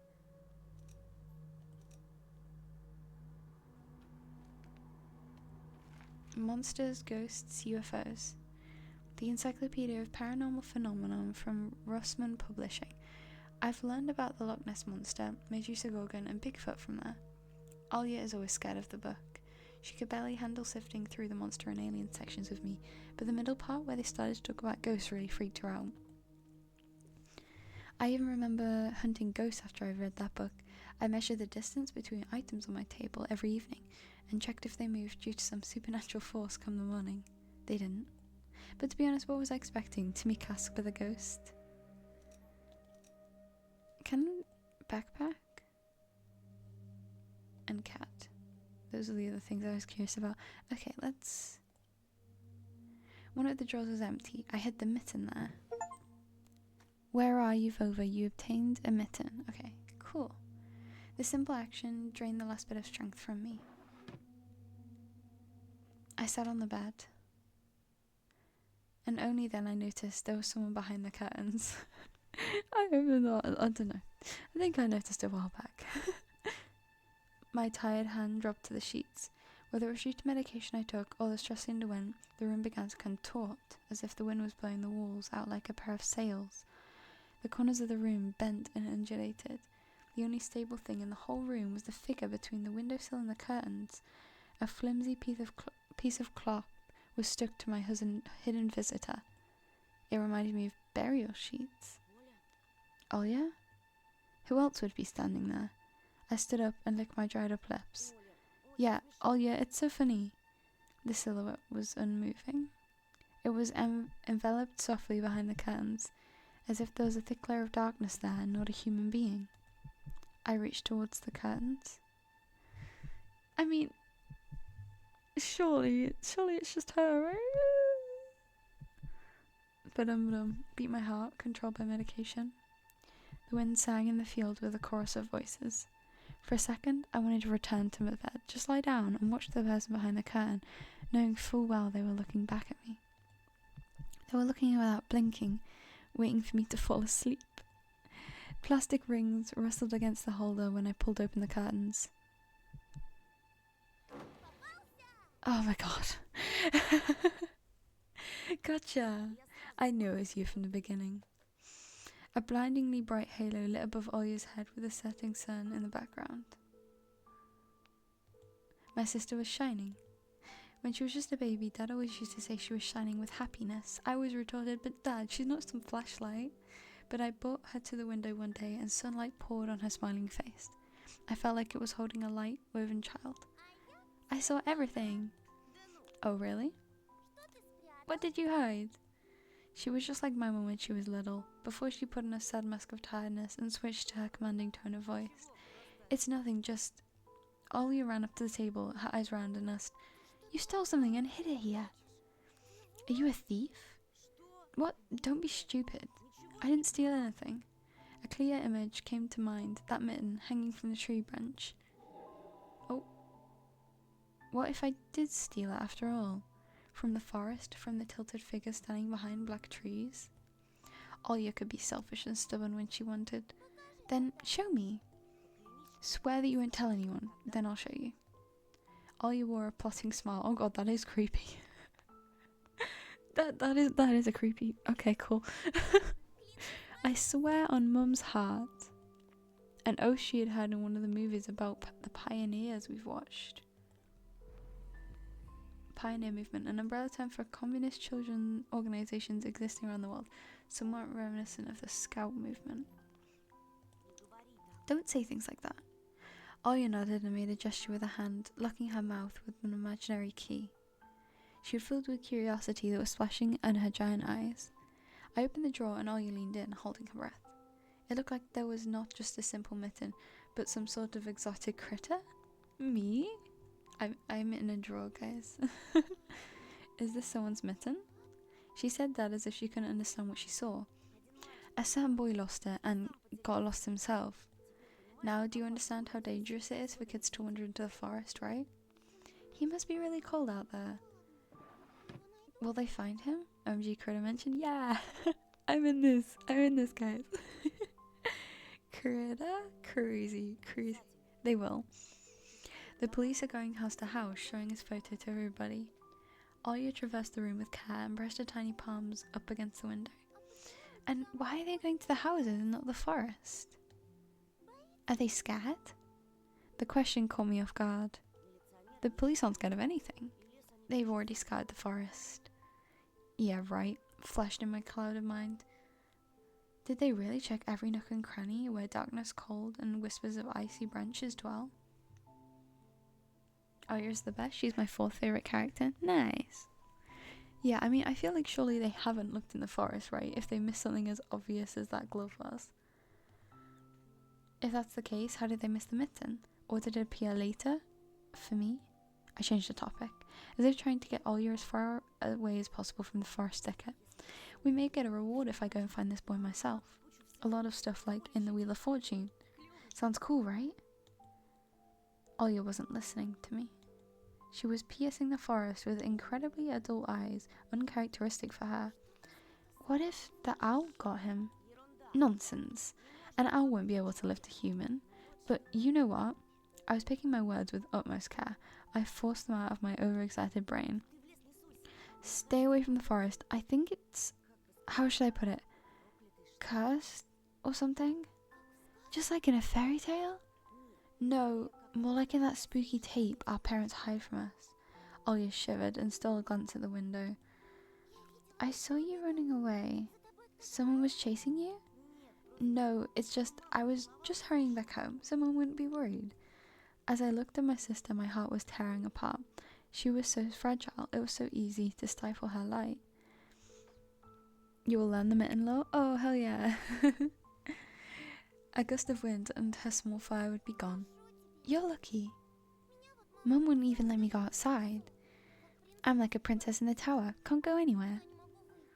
I'll die from boredom here. You're wrong. No one has ever died from boredom. And you have me and your cartoons, and Mum and Dad will be good to each other soon. You know what? You know what I would wish for my next birthday? I'd wish for Mum and Dad to turn into children so we could all go and play together like we used to. Yeah, and if you'd make them as small as bugs, we could place them in a little box. Olya giggled and tugged at my sleeve. Tasha, let's go watch Aladdin. Fatigue won over my desire to be with my little sister. I was washed over by some sort of heinous empathy. I'm too tired, I don't want to. Come on! It's so boring alone and Mum is always busy. We can pick a cartoon you haven't seen before. I know all of our tapes by heart at this point. Not all of them. You haven't watched Peter Pan. Remember how you fell asleep in the middle of it? And so much happens after that. Let's go, let's go. Maybe a bit later.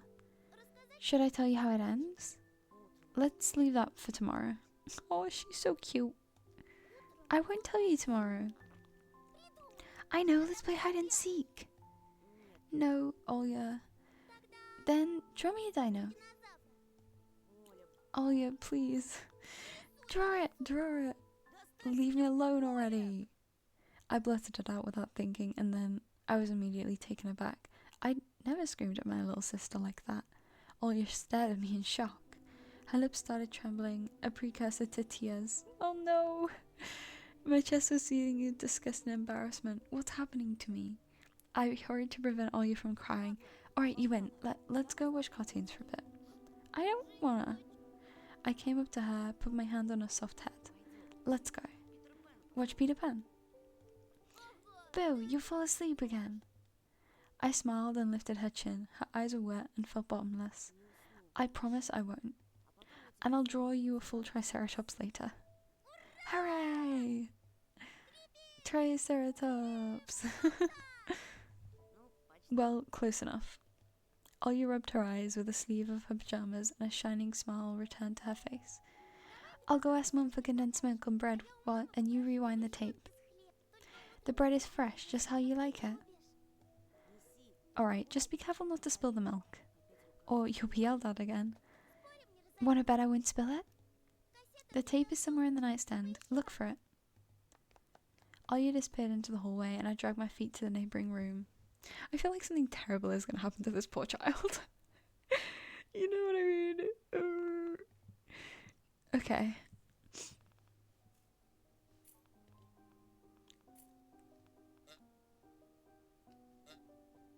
The bear makes noise.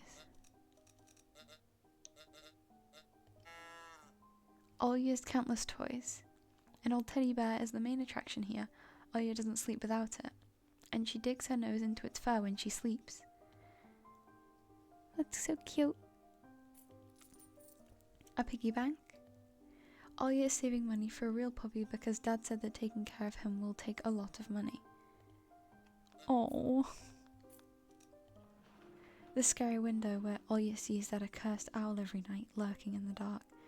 Olya keeps curtains open during the day, but as soon as the twilight comes she shuts them tight so she wouldn't see the pair of hungry eyes outside. Okay. Is there anything else?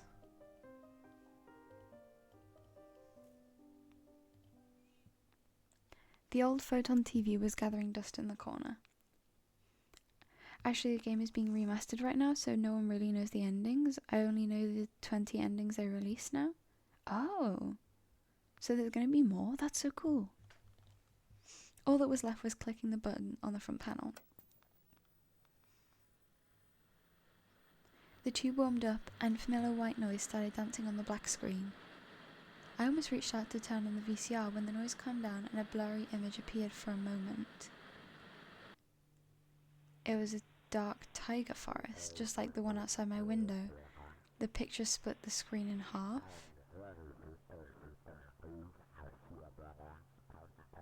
Is this why you decided to be in a taiga specifically, Maya? That will be changed because people said their shit only like 5 endings are cool. Oh. Something creepy resembling human speech was coming out of the speaker. Just a few moments later, the scenery was again overshadowed by noise. Tiger, I love Tiger. Oh yeah. Did I catch some rogue signal?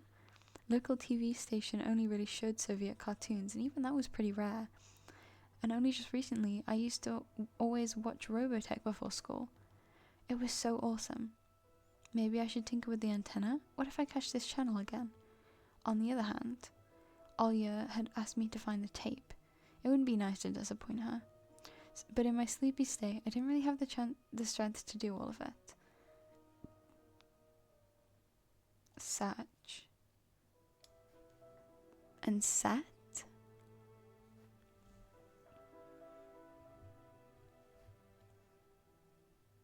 Watch it. The picture finally cleared up. Is that like a graveyard? Lo lo lo lo lo. But the moment I rejoiced at finding that weird signal again, the TV started coughing, a voice barely coming through the cacophony. He was often seen at that moment when small snowy hills were lined up on the screen, pierced with rickety crosses, and a male voice was narrating with a slow, mournful voice. It was a pitch-black night at the cemetery. Oh, at that fateful dark time, little Senya met her fate at the face of a monstrous thicket dweller. The locals call him none other than the Forest Master. I froze and did my best not to move, as if by doing that I could scare away the narrator. I listened closely to his every word. The beast dealt with the helpless girl in a masterful manner. The camera panned across the snow with something black spilled over it, looking for ragged pieces of cloth that were thrown all over the place. Oh god. I didn't want to think whether Senya's remains were wrapped in there, so shut my eyes without thinking. There was a hand there for a second. I'm not crazy, right? There was a hand there for a second. There was a hand there for a second. Right? The voice continued. Wolves are rare guests in these parts. Oh, here's what Tamara, the old woman that lives in a nearby crypt, has to say. A close-up shot of the face of an old homeless woman, weary from life and alcohol abuse, rattled on the screen. Yes, such a fearsome beastie is worse than the rising dead. The old woman splattered saliva all over the rectangular mic. Oh, there's something there. There was something there. And the stink, it's like the rest of her comparison was swallowed up by the sound of a horn. It never felt anything like that. It was just standing there, yeah, right there where you stand, boyo, and pierced me with its eyes, right in the middle of day. It was so huge, that one with glassy eyes. Obscenities were covered by another beep. This lady's such a mood. You know, they say if the demon lays its eyes on you, it'll snatch you, put you into its bag, and you're done. But he won't touch me. Likes me, it seems. They are censoring my girl tomorrow, the disrespect. I know, how very dare they? So they even call me the devil's wench. And it's definitely true. The carnivorous monster will not touch those who fell to the level of forest beasts, going for the innocent child's blood instead. Gonna have to hop off for a while to go to my dad's bivouac actually. Alright, great, thank you for stopping by. The forest master's presence is felt more and more on the outskirts of our country. Torn between believing in what was said and shrugging it away, I decided to record the remaining part of the documentary for some reason. I quickly grabbed the tape that was on top of the TV and put it into the VCR without even looking at the cover. I pressed record, turned the sound up, and paid attention to the slipping signal. It's not called the Forest Master for nothing. All of the animals obey it, be they hairy or feathery. They're all precursors for its appearance. If you hear howls in the distance, then it most likely already knows where you live. If you find animal prints all over your doorstep and birds watching you from the trees, you'd better hide, it's already coming for you. And if you wake up at night and see a pair of eyes at your window, then soon... Oh, Taurus. Evil, evil, evil. Then soon, I'm just waiting to have the shit scared out of me right now, dude. Then soon. Then soon. Then soon. Oh, fucking Christ.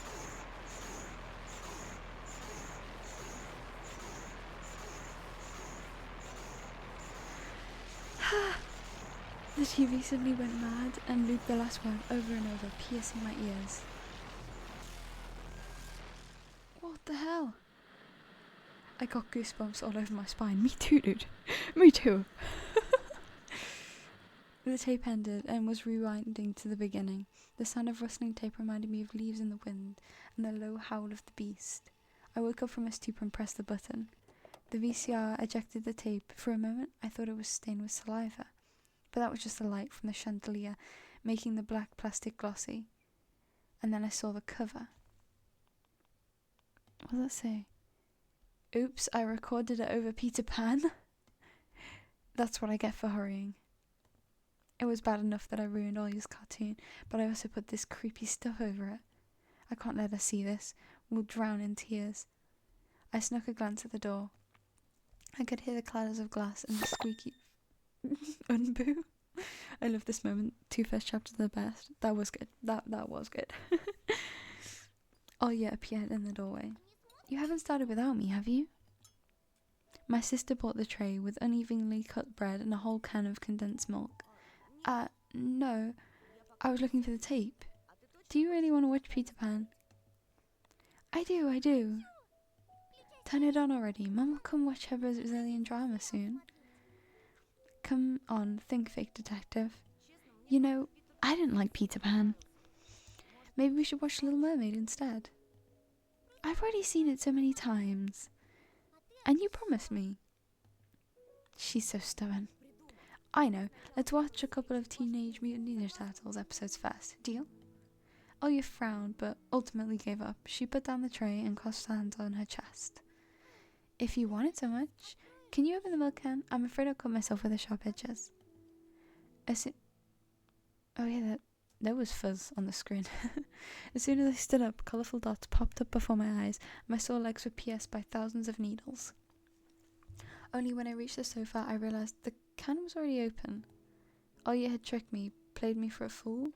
My stomach became heavy. I wanted to rush towards the TV, but my little sister was faster. She picked up the remote and proclaimed in a victorious tone, "Gotcha, gotcha, gotcha! As the remote's master, I command you to watch Peter Pan." I couldn't even open my mouth, and the VCR had already eaten the accursed tape. Oh no. Oh no. She'll play it, and then black crosses on unmarked graves, empty crypts, bloody scraps on the snow, and the insane devil's wench. I'd better tell the truth. Oh, you stop. I erased the end of your tape by accident. I'll trade it with you for 2 of mine. What do you mean? You couldn't erase it. Me and Dad broke off all those plastic pins with a screwdriver. You can't record anything of my cartoons now. My little sister pressed the triangular play button on the remote, and I squeezed on the inside, awaiting the out-of-this-world voice of the narrator, but I saw the duel between Peter Pan and Captain Hook instead. I sighed in relief. Oh, that's not... That seems like a bad thing, though. Because then... Okay, cool, whatever.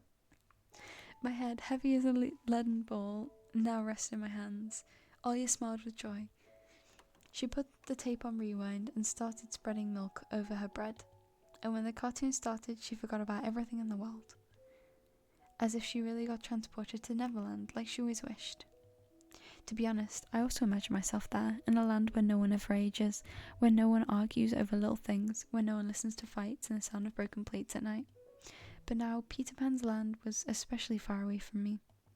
My thoughts dragged on, stumbled upon the horned beast that awaited me among the trees, and the narrator's mournful voice haunted me, sliding over bushes and ravines. Like a winged carnivore would drag its prey. It felt like I was dreaming with my eyes still open. Then my sister's scream pulled me back into reality. Tosha, shut the curtains fast. Why?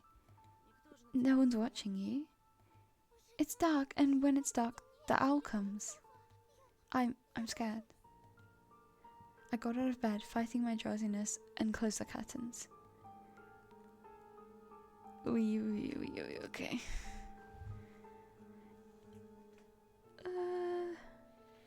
Okay.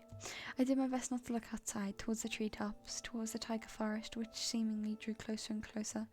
Of course, it was just a visual effect from shadows of branches scraping the snow. Tosha, Mum thinks I made the owl up. And Dad too, thinks I'm a liar since I'm small. But the owl exists. Honestly, it does. You do believe me, right? That it comes every night, and I swiftly grabbed Olya's hand and looked her in the eyes. I was trying to transfer at least some of my courage and determination, but did I really have those qualities? Yes, I believe you, alright? Just don't nag our parents about it anymore. They're already dealing with a lot, so they'll just get mad at you. Come and tell me if anything happens. And don't look out the window. But it wants me to look. Doesn't matter. Act like it doesn't exist and never existed, like it's made up, just like Mum and Dad say. Olya is the sweetest. I love her relationship with Anton. Yes, she's so cute. I'll get tired of waiting. It'll get tired of waiting and fly away.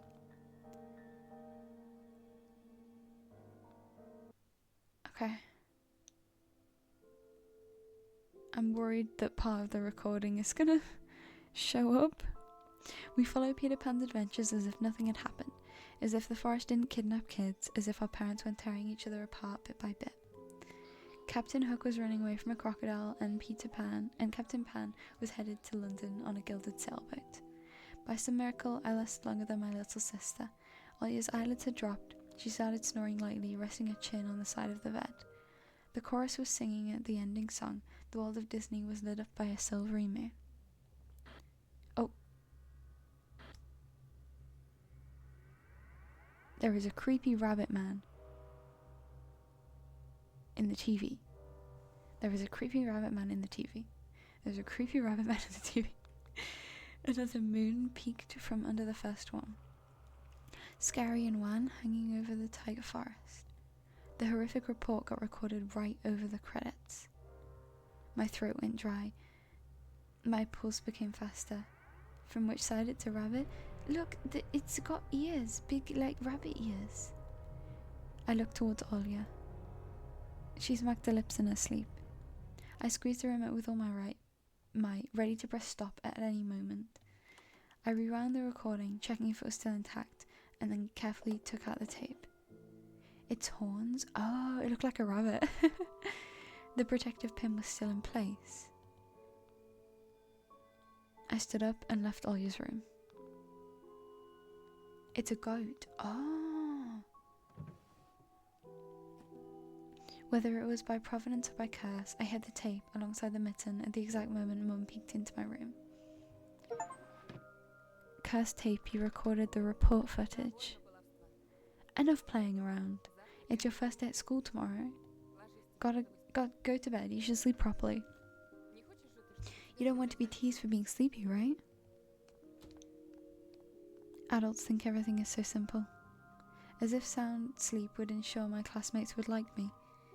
I covered myself with a blanket up to my neck and listened to the house humming, to something invisible rustling in the corners. The rabbit is tiny, remember Tiny Bunny? Oh, okay. I kind of figured Tiny Bunny was like the scared kids. Because I feel like he called his sister or himself a bunny at one point. I might be misremembering though. My inner voice had a question for me. Do I want to hear that mysterious flute again? No, thank you. Yes or no? Maybe it's just a part of growing up and I can't fully understand my own desires. The forest wailed behind the barrier that is my walls. Some ethereal entity winded the fields. Branches shook as if it were calling for me. The wind howled on and on in the night. My thoughts were like annoying flies that entered my head before becoming weak and tangled. I didn't notice how I fell into a slumber. True detective, you examined all the objects in episode 1. Whoa! Uh-oh. do not know what these words say. He called himself a bunny. Yeah. Pass it. It's a new option. Only in Russian. Oh, so do I just like click on the next one? Like, do I which one do I click to to the next bit?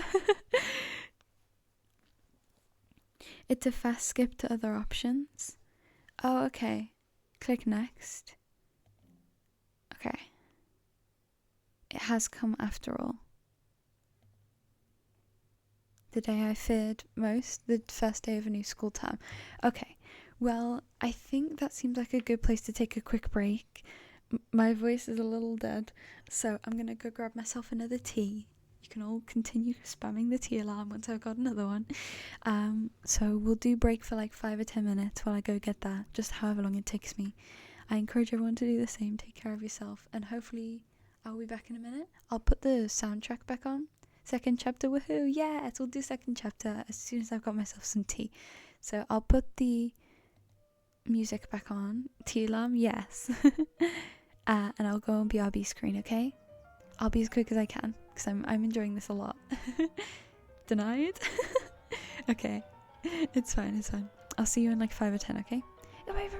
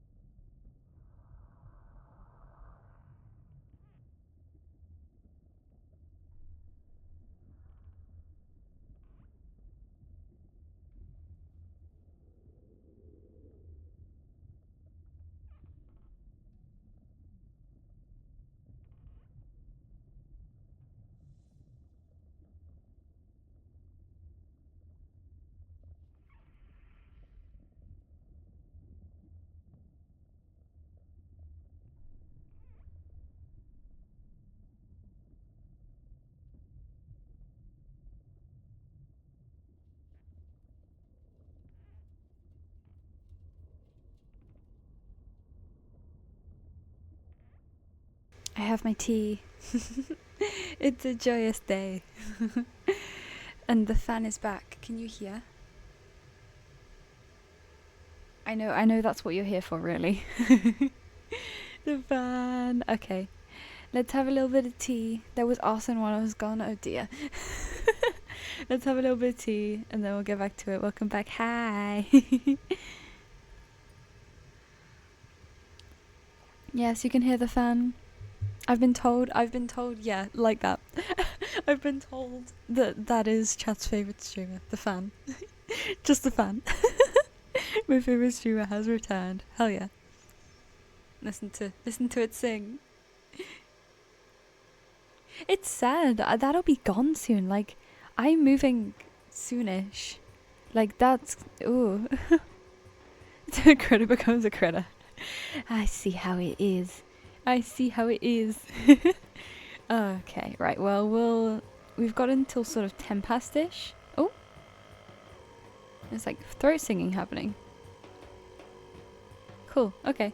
Anyway, steal the fan. I don't think I can do that. Right. Shall we... this is like chapter 2, right? Let's play chapter 2, shall we? I'm thinking let's see if we can get through the whole of the second chapter. If it takes us a similar amount of time, then we'll see if we can get through the whole second chapter. And then we'll end after that. That seems good, I think. As long as it's a similar amount of time, like I say, because then that'll take us to 4-ish hour stream, which is fine. Chapter 2 introduce the best character. I'm so excited. Oh hell yeah. Okay. Let's do this. If I'm starting to feel a bit like tired, though, we might stop a bit earlier, but we'll see. We'll see how it goes. Let's do this. The first day of a new school term. Episode 2, time to play with you. That sounds ominous.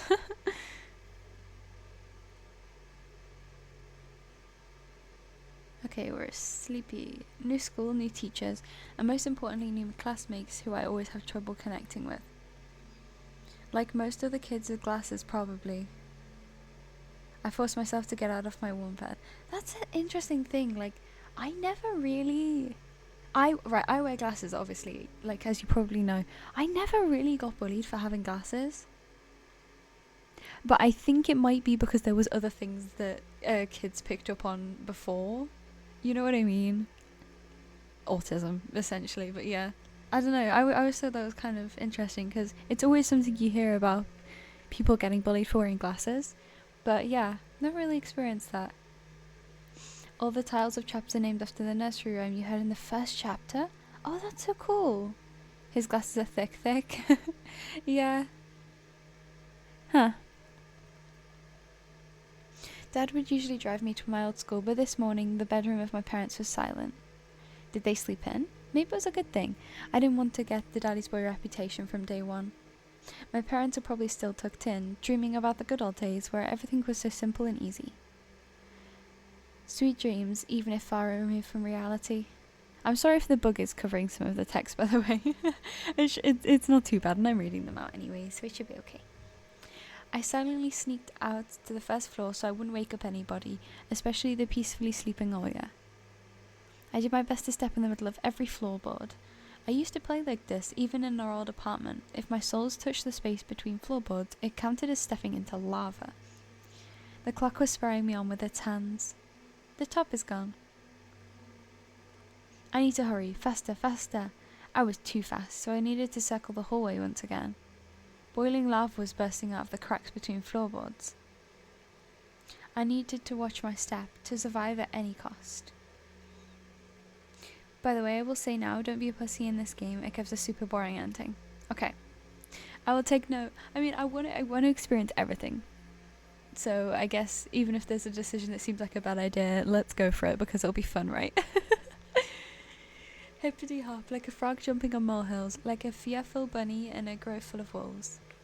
I made a sandwich in the kitchen, shoved it down my throat, and drank it with cold tea. Oh, the note with the number is gone.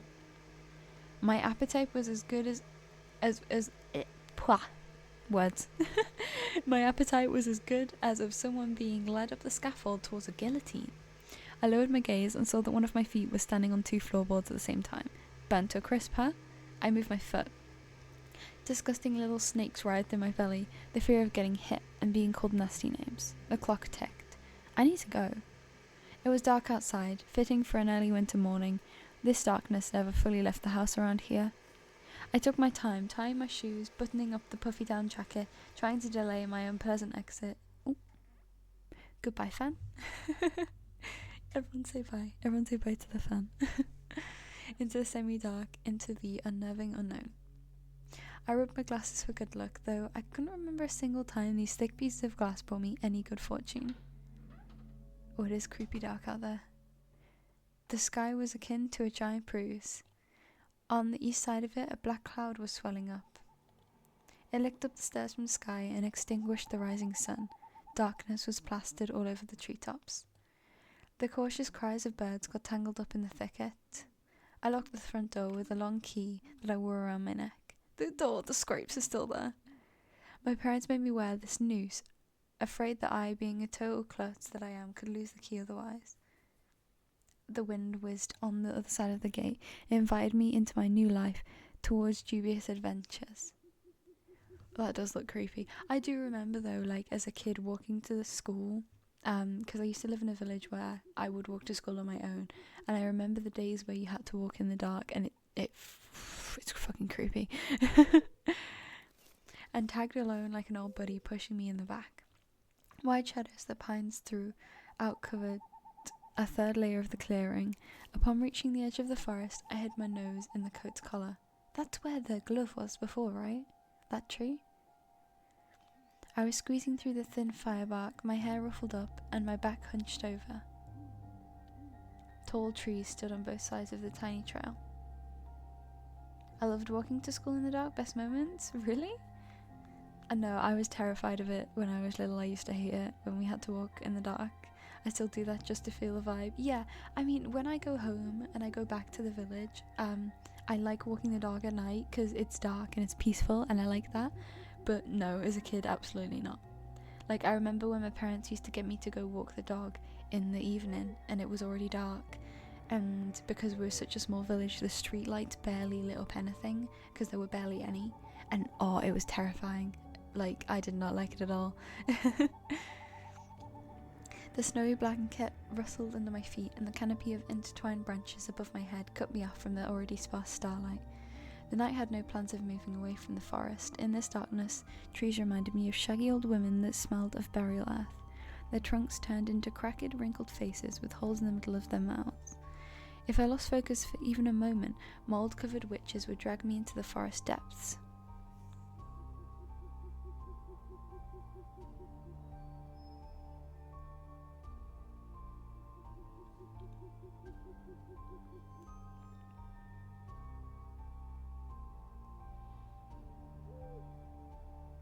Sorry, I was just having a moment. I leant and knocked my I was I don't even know how to explain it. I was leaning on my neck and I knocked my fucking, what's it called? The bit that makes an Adam's apple to the side, and I was like, oh fuck, that hurts. It's the second stream today. Shh. What do you mean by that, Greg? What do you mean by that? Then my parents would be walking around these parts screaming my name, but the dead can't answer the living. Oh. Or can they? Oh. I think you can go back to the critter. Ah, okay. There we go. Oh. A sense of panic was growing in my chest.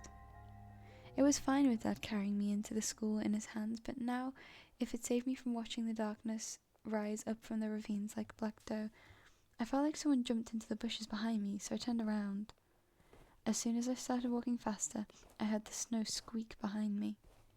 The forest took a deep breath with its giant lungs. The windfall cracked. The wind and the birds were left behind in the field. Now I could only hear the forest creak. I woke at 7 a.m. today, saw the note on my phone. I was like, what the fuck? Yeah, I don't know, man.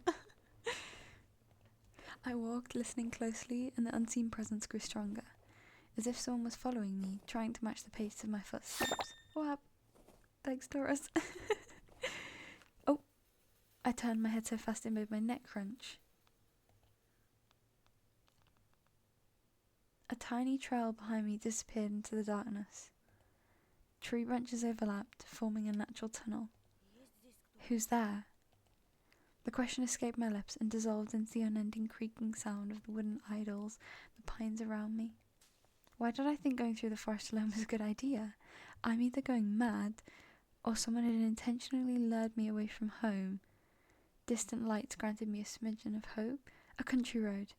I ran there as fast as I could, as if afraid that the trail would shrink. Clawed hands would grip me by the shoulders, turn me around and make me look at the faces of hungry forest denizens. In the end, nobody stopped me. I almost flew to the decrepit wooden bridge, disbelieving my luck. The bridge's supports bathed in a spring tarry and ice cold. I put my hands on my knees and looked up at the forest, then snorted, trying to calm my breathing. The thicket was pretending to be asleep. It looked peaceful, lifeless. The remaining part of my commute lied through the snow-laden road, illuminating by sparse lamplights. I chased away bad thoughts and ran as fast as I could, from one circle of light to another, seeking protection from electric lamps. It was just like in that game where you need to be the first to claim I'm protected. Tag? That's not how I remember tag. A kid's game where one player needs to tag other players by touching them on their hand, making them in certain zones, normally called goal. Players can stay safe from tagging. It's just in this case the protection was flimsy at best, with darkness writhing outside its bounds. Then I noticed something remarkably eerie. What the fuck? I played tag like that in childhood? Huh. I think tag that we played in primary school was very much just like run at each other, you know? In a place where the light from an inclined lamp couldn't reach, a hairy, crooked shadow came alive with a guttural roar. It almost felt like its features deterred light, its unnatural pose instilled fear. My eyes almost popped out of their sockets as I just stood there, blinking, trying to chase away that illusion. But the shadow didn't disappear and got even closer. My insides were gripped by horror. I stepped back and almost fell into a snowy pile. The black silhouette, on the other hand, straightened up and addressed me in a sweet voice. Sneaking around her? Trying to steal my soul? Words got stuck in my throat. Who could be talking in such a silky voice here, between the forest and the dormant village? Will you say something to me? A cat got your tongue? Alright, I'll bite off your nose then. That'll teach you not to poke it in places it doesn't belong. A girl stood before me, judging from the voice in the silhouette, but I couldn't even reprimand myself from getting scared by a girl before noticing a gaping mouth under her hood with something dangerously shiny inside. I was stunned.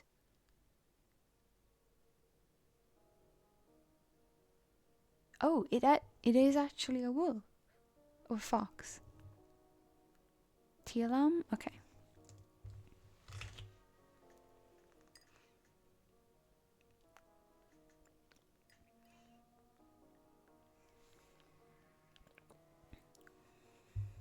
Best girl? This is your favourite character? It's just her jaws weren't moving and her eyes weren't blinking. A mask. Oh, it's just a girl with a fox mask on. At least I wanted to think that.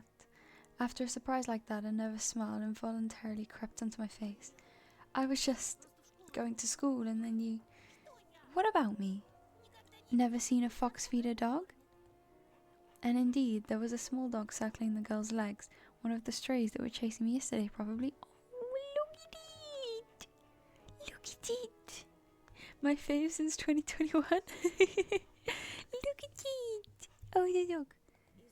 Sorry, I didn't mean to, After hearing my voice, the dog whimpered, lowered its ears, sniffed me, and started wagging its tail. I guess I still smelled of bologna that I ate for breakfast. I was shifting my gaze back and forth from the dog to the girl. She didn't seem scary anymore, just weird. So, you didn't mean to, huh? What's your name? I'm Anton. Oh, boo. Thank you, Taurus. And you? And I'm not. She's weird. Definitely has a couple loose screws. But she has a nice voice. Oh, you can see her eyes behind the mask now. My astonishment turned into a mix of happiness and relief. The girl I didn't know was definitely human, if a bit eccentric.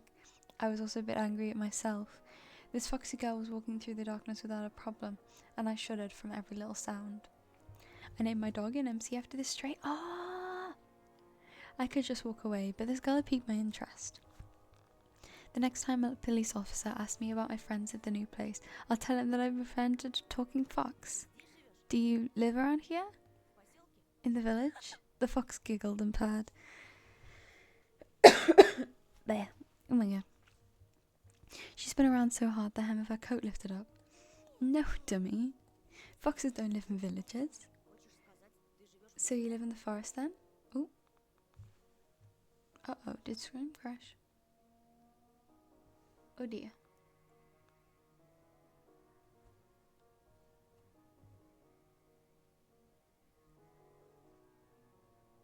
Are we still alive?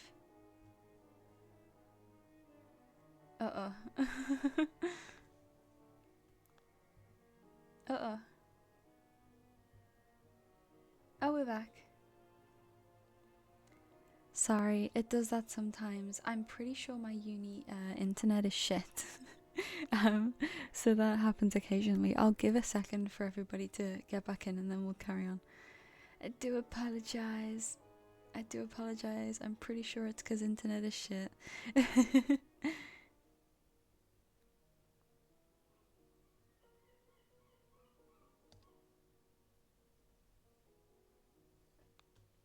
I'm gonna ping in my Discord real quick just to let people know that that's happened.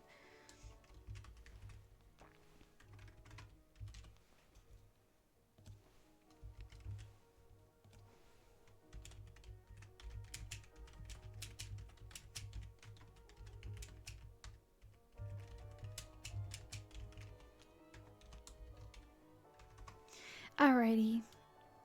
I know it wasn't my internet, yeah. Cause I'm in uni accommodation, it's kind of unreliable, honestly, which is a bit annoying because it means my VODs keep getting split up, but whatever, it's fine.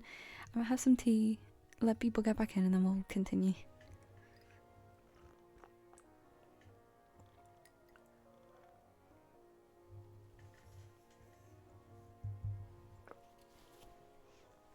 Okay.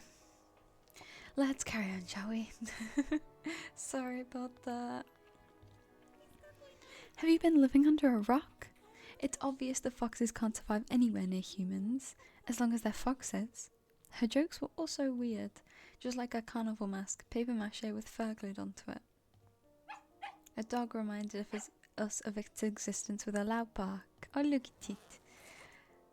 Want to get a really big advice for this game? Sure. Dad would sometimes throw food in there without my knowledge, cookies, apples, or even my favourite crab sticks. He called it a gift from the bunny. Treat from the bunny, the uneaten part of business lunch or a treat specifically bought for children. Parents would tell their children that a bunny asked them to deliver said treat, but it could also be any other animal, a squirrel or a bear, for example. We trust the fairy? Okay. The stray strolled towards me with mincing footsteps with a pleading look in its eyes.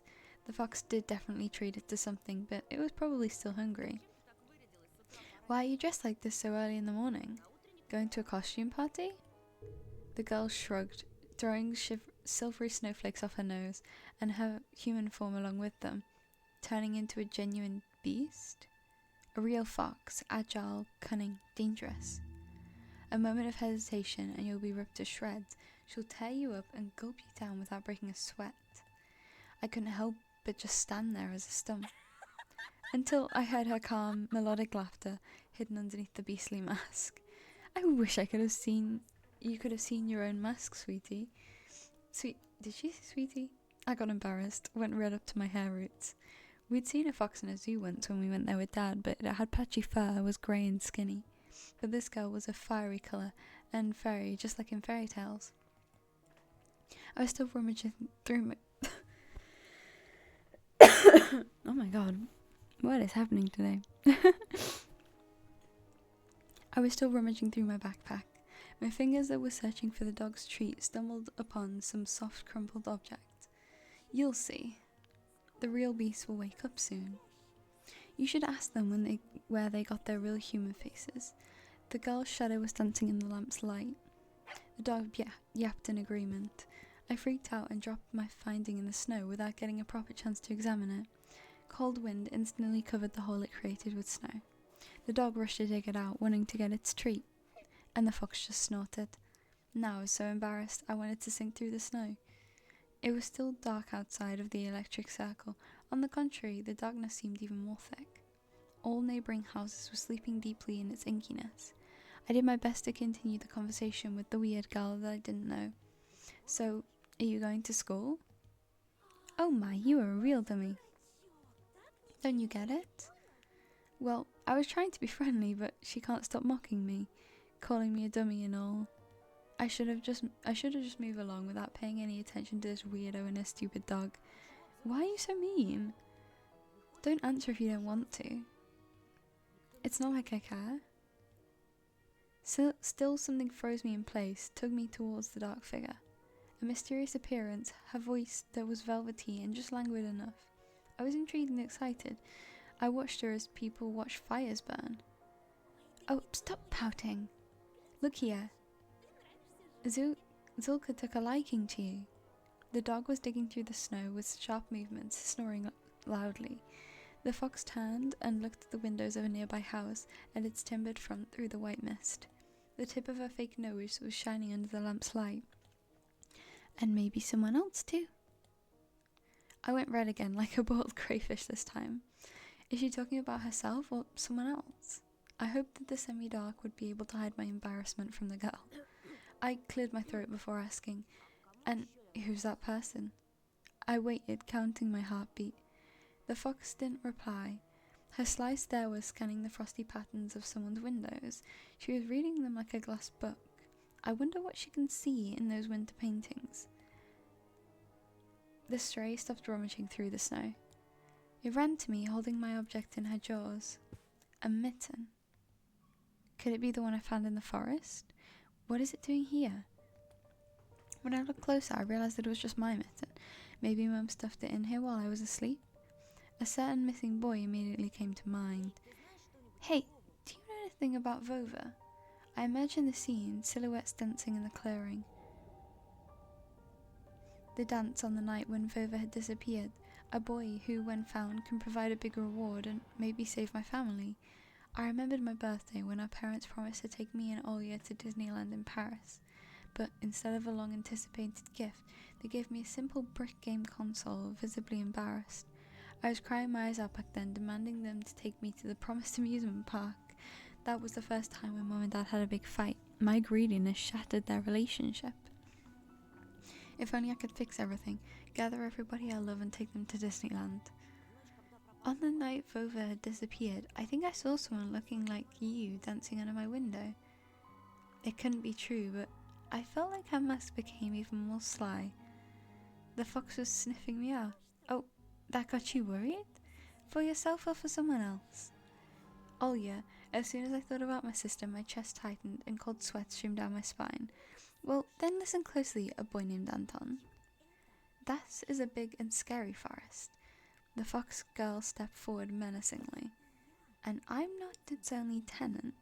The other beasts already know about you. Beware, we'll come again tonight. I shouldn't have talked to this evil in child form, I thought, panicking.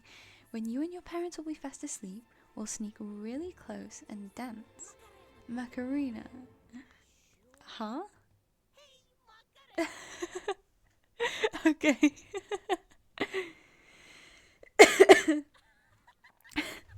Hold on, I'm gonna have another drink. My voice is struggling a little bit.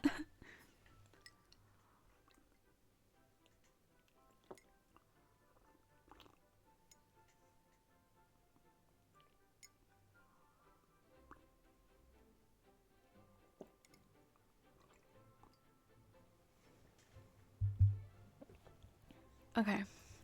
Hey, Macarena. This girl's fun. You're right. I can see why she's your favorite. Ah, look at you. Your mouth is a gay Bantasha. He saw me near his window at night. Yeah, right? Are you by any chance a dimwit? Nobody would let me go outside that late. Children go missing here, you know. I touched the plastic frame of my glasses, puzzled by her silly joke. She got me scared to death. Hey, why don't you stop fondling your glasses? I was also nearsighted once.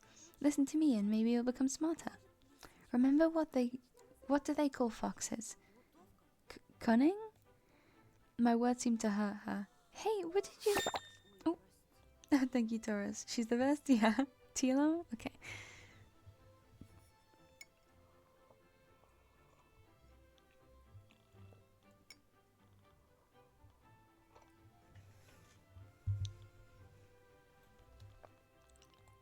It wasn't me. Uh-huh. Uh-huh.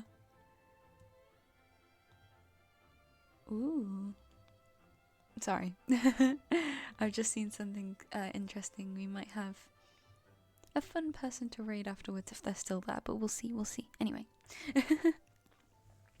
Sorry. Oh my god, my voice. Dude. Her laughter was akin to the jingle of a pair of silver bells, just pulling your leg. Of course we're cunning. If you're agile and brave enough to befriend a cunning fox, I'll help you look for your vova. There's a reason why you're doing it, right? I shrugged in reply. Her insight was alarming. I know why children have been swarming our forest recently. Sometimes you can find a lot of interesting stuff there. One day I saw a huge pile of candy once, and I swam in it until my jaws cramped. A pile of candy? I couldn't deduce whether she believed in what she was saying from the tone of her voice. I showed her another smile, a fake one this time. Boo, so airy. Well, what will you say to this then? She held out her hand in a furry mitten. There was an assortment of sweets in her palm. In the city where I used to live, sweets like this were sold at markets or in kiosks. I saw my favourite bubblegum in a vivid wrapper amongst the tasty treasure. A familiar name was on it, Turbo. A triangular fox face poked her nose towards me. Take some. Is this the don't take candies from strangers thing? Take the candy? Are you sure? My pockets are full of these. I mean, I've got to see what happens if I take it, right? Oh, I like how her head tilts when you... We love the fox? Okay. I accept the treat, and catching a whiff of the girl's smell, fur, fireworks, and citrus, the smell of holidays. My fingers tingled while I was carefully unwrapping the gum. A peachy aroma entered my nostrils, and something else, something unfamiliar but pleasant. The fruity cube ended up in my mouth. I started moving my molars, chewing the gum. She's the goat at this game? Okay. It tasted like your usual Turkish gum, only my tongue went a bit numb. I couldn't believe my luck after opening the insert. In bubblegum insert tape. The type of game where players put bubblegum inserts onto their palm and try to flip it by throwing it in the air. The player who happens to flip one or more inserts claims them as their prize.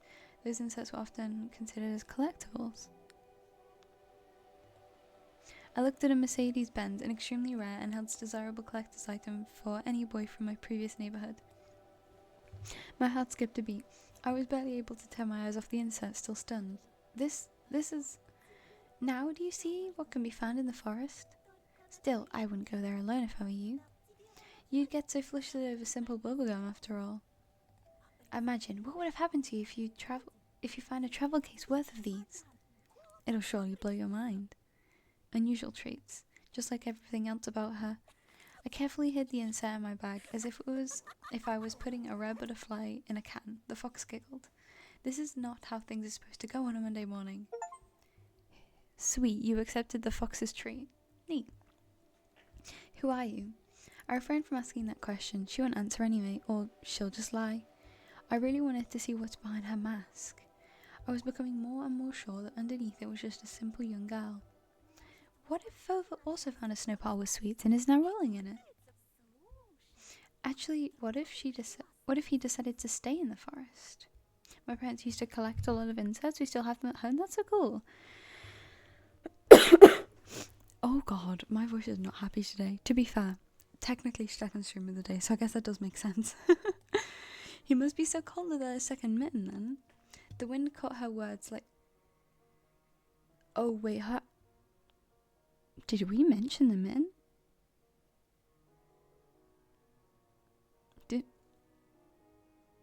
The wind caught her words like smoke from a fire and carried them deep into the darkness, into the creepy thicket.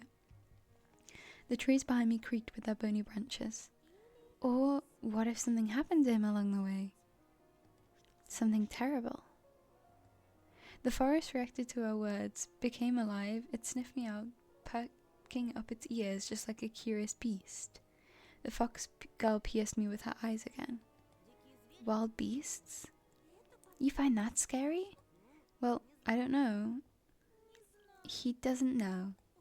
Oh my, have I befriended a dunce? I didn't like being called a dunce, yet being friends with her sounded nice. My grades are good. Really now? Will you come with me, good grades Anton? We'll find your Vova and you'll be able to ask him what he found in the deep forest. As long as you're with me, nothing can hurt you in the forest. You'll see. Worms of worry writhed in my belly. Better run, whispered my mind. I don't believe you. Do you take me for a liar? Whatever, you're just like everybody else. The girl sounded hurt, although I didn't know if she was genuine about it. She turned around as if she had immediately lost all interest in me. The gun felt bitter now. I remember my dad's favourite saying, "Where are your manners, son? Indeed, this fox was kind to me. Please don't get mad. Foxes can also be nice, like in fairy tales. I just need to know what kind of fox you are." The girl giggled, holding the nose of her mask in her hands. Then follow me into the forest and you'll get to know me. But not right now, when it gets bright. I mean, your whole body is shaking, you poor thing. I don't want you to get a stroke. Hey, let me accompany you to school. After hearing this, the dog barked in agreement and stopped messing with the mitten.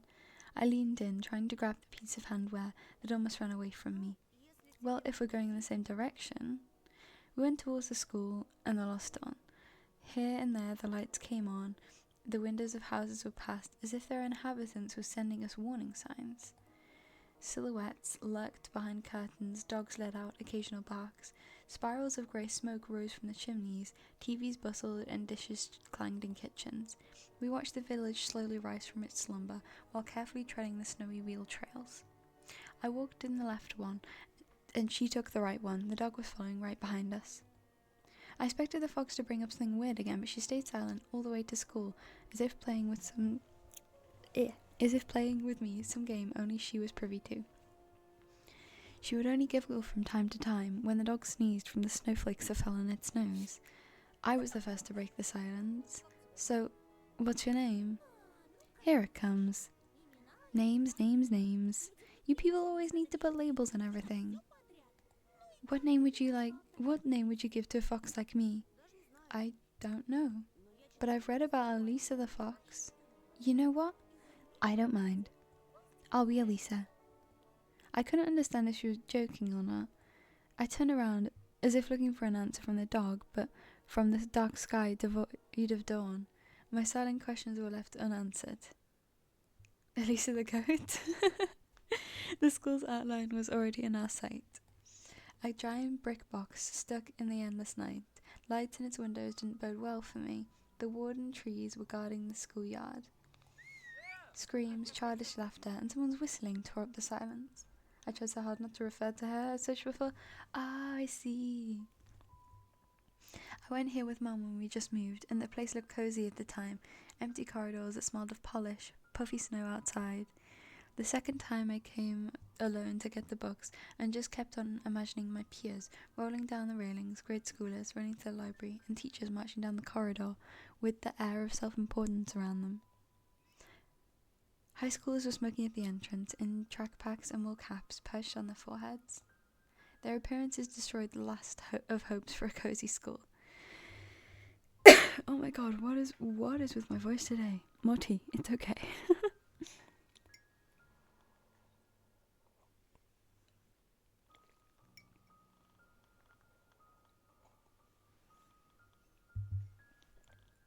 Oh my gosh, I would genuinely really like to be able to get through the second chapter, but if my voice keeps there, then that might not happen. We'll continue.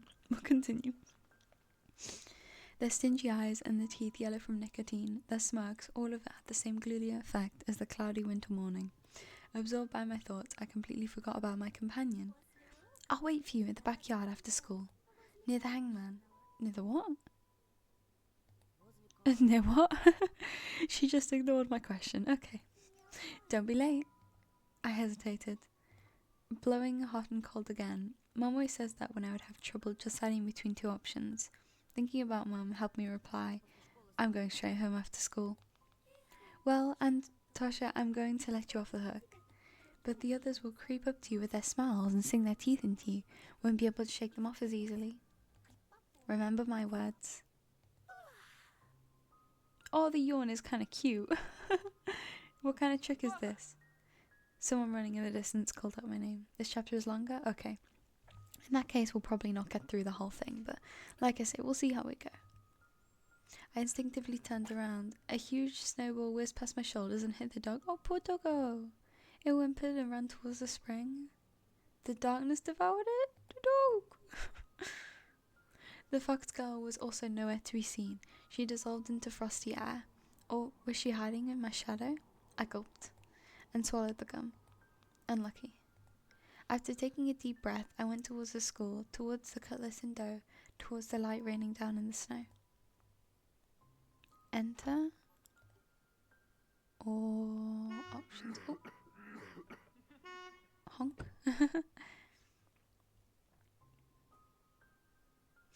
There was a fresh-looking Volga parked nearby, with one of its front wheels perched on the icy curb.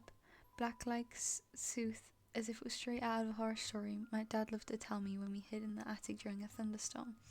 I remember him always wearing a sad smile, while mentioning the black car that snatched children. He would say, it looks like a funeral car inside, white curtains and all. And it has DSC in its license plate. Do you know what that means? Death to Soviet children. Funny, I was born in the USSR too. Okay, that's slightly creepy. I would say go through the school day, and at the end there's a choice stop there because it's like the middle of the chapter and a nice place to finish. Okay, perfect. Thank ya.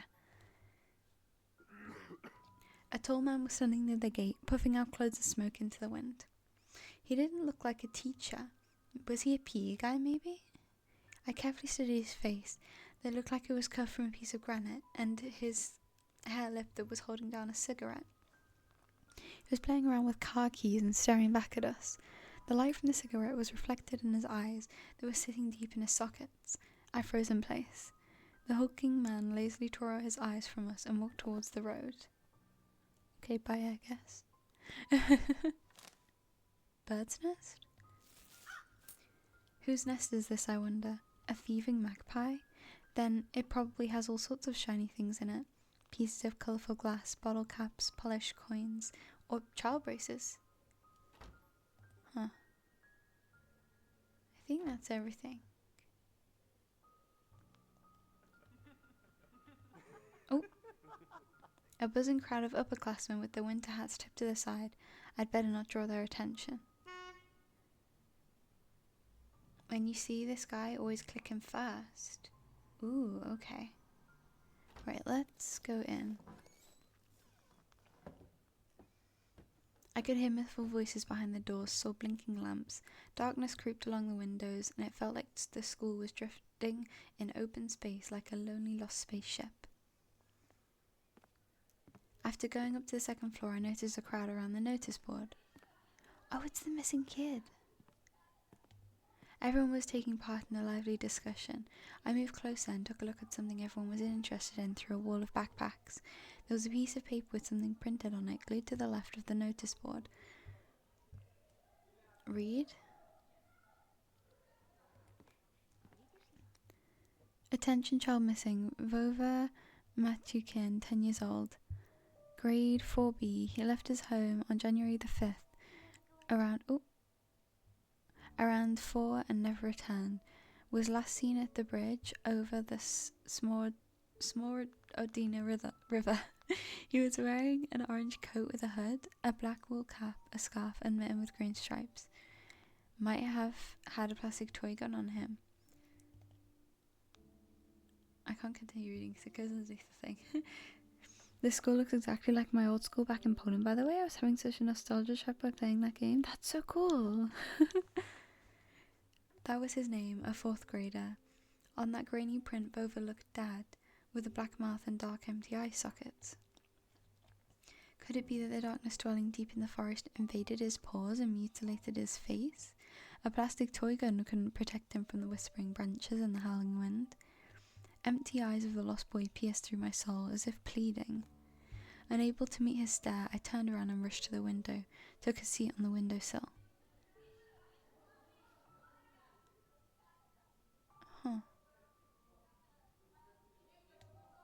The corridor was slowly filling with children, in groups of few. Nobody paid me any mind. In the darkness of school toilets, child's voices were hammering a nursery rhyme. For the fox and for the bear, bunny tasty meals prepare. I turned my head towards them, trying to get a better look at their features, but my attention was stolen by a loud clicking sound. A female teacher marched down the corridor with her chin raised up high. Her heels were hitting the floor like miniature hooves. A girl was trailing in her every step. She was also looking pompous, stopping along the way and whispering some secret in her friend's ear. She was probably a class rep since she was carrying an attendance register book. Ekaterina, take this please. The teacher opened the classroom door and the crowd of children swarmed in, screaming and pushing. This rhyme is the next part of the nursery rhyme from the last episode. Oh, does it make like a thing if you put it all together? That's cool. Out of all of them, a tall, red-haired fat boy caught my attention. His face was full of blisters. He looked like the insides of a pomegranate. A bad feeling rising up on the hair on the back of my head. Yes. Oh, that's cool. Oh, that's really cool. I feel like I should have been writing things down. But I'm not smart enough to pay that much attention, you know? I am so sorry for the coughing today, my gosh. I'm gonna have the last of my tea. Give me a sec.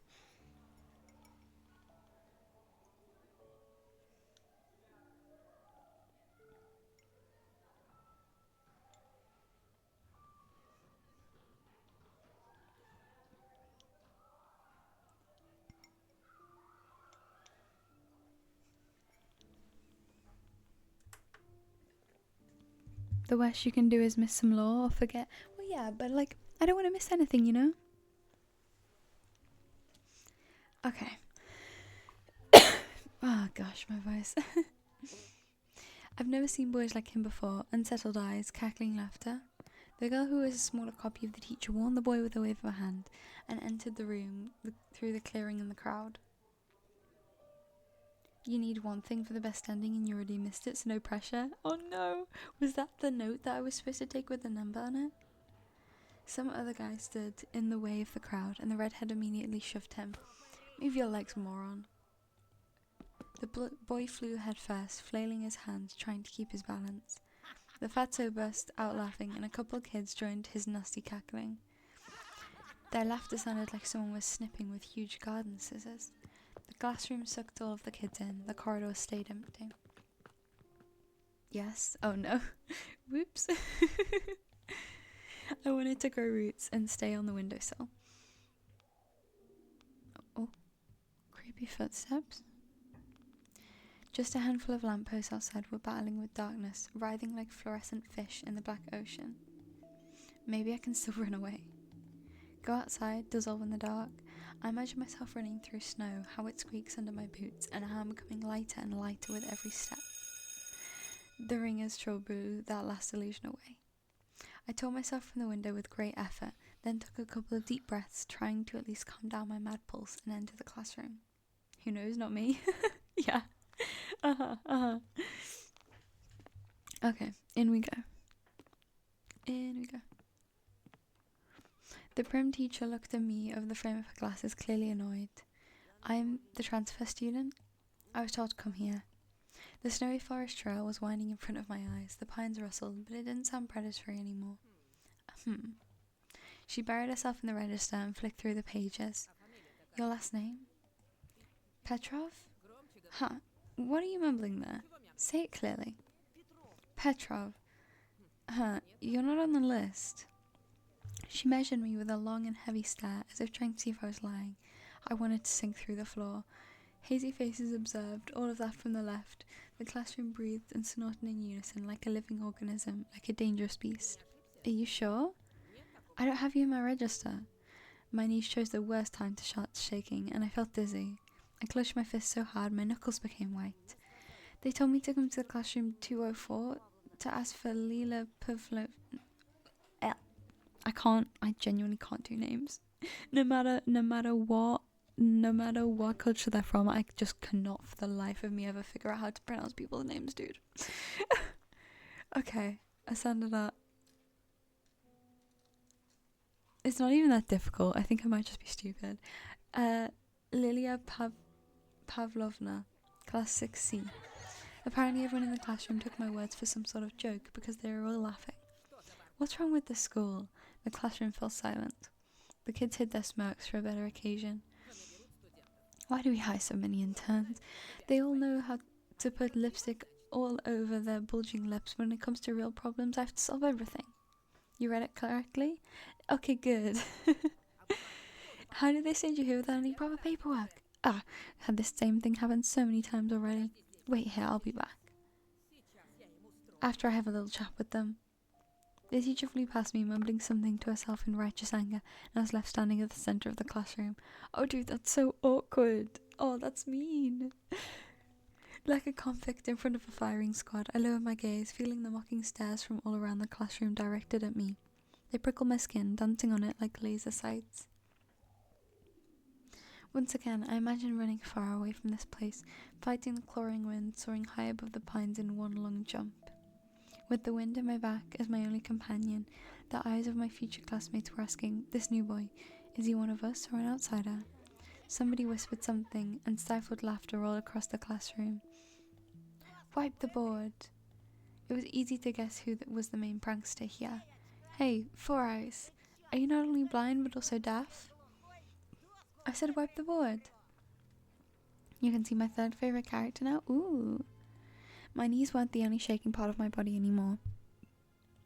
I was trembling from head to toe, and I prayed for the teacher to come back sooner.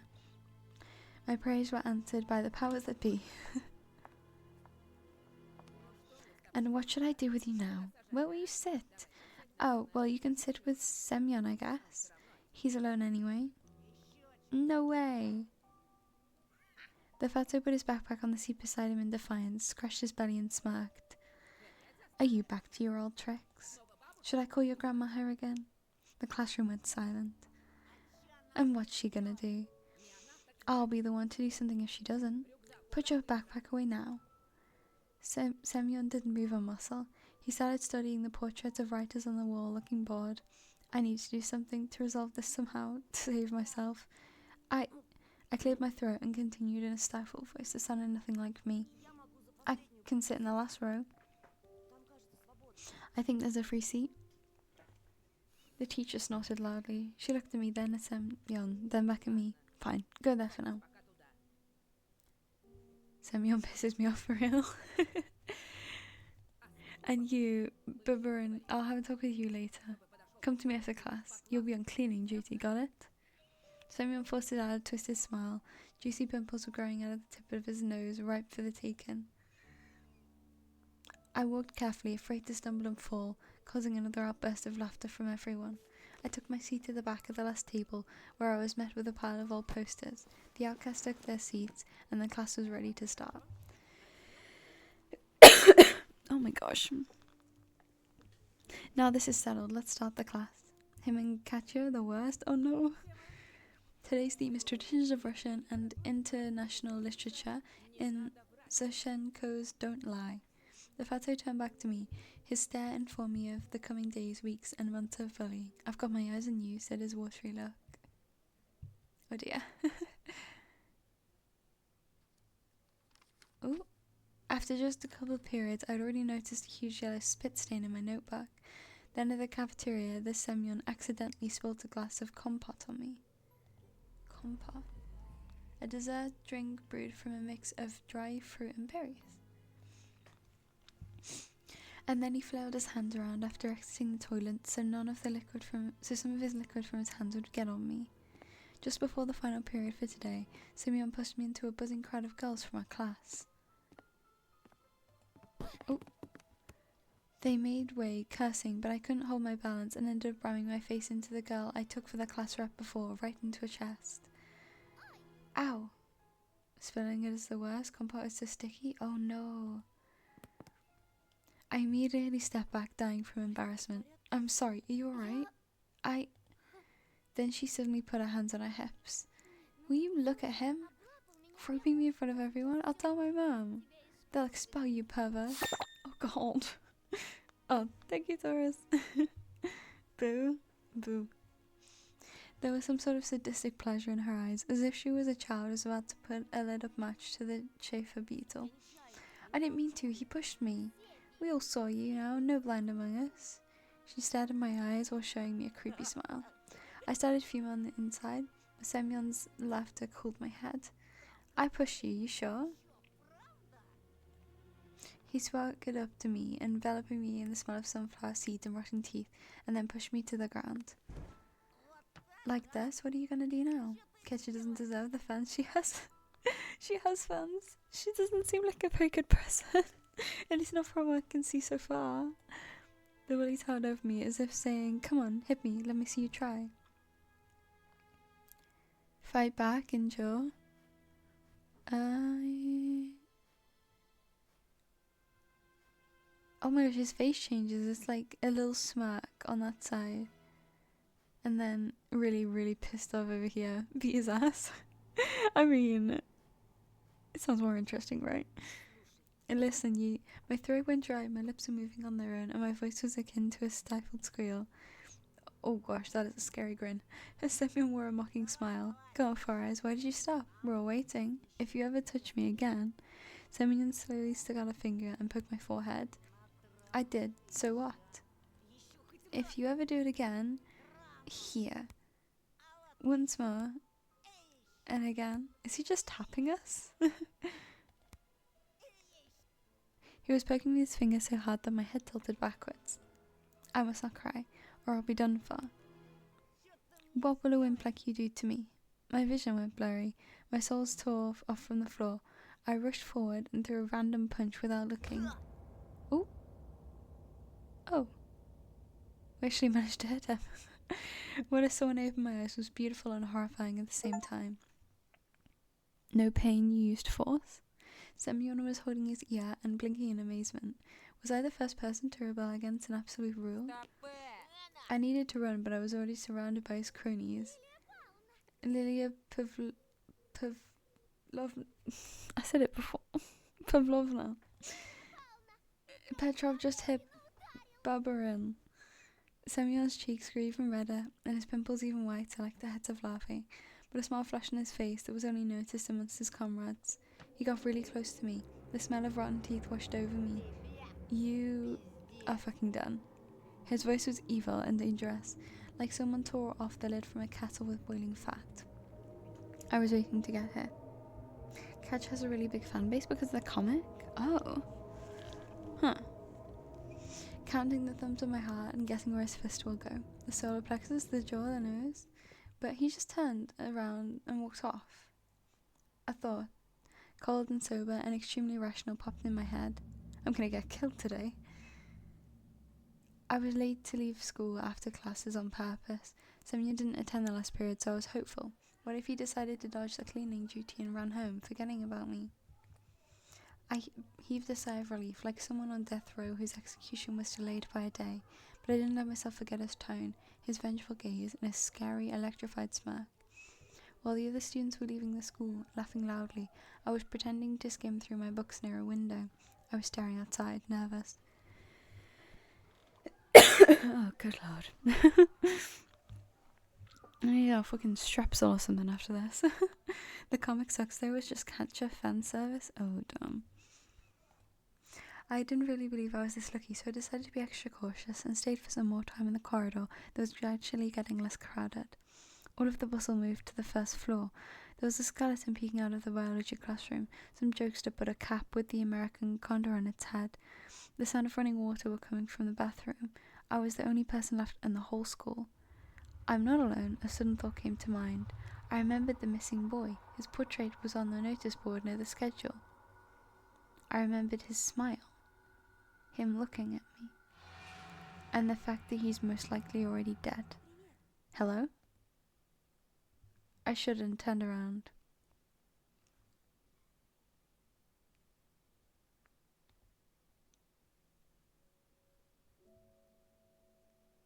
Oh my gosh, does he have a violin?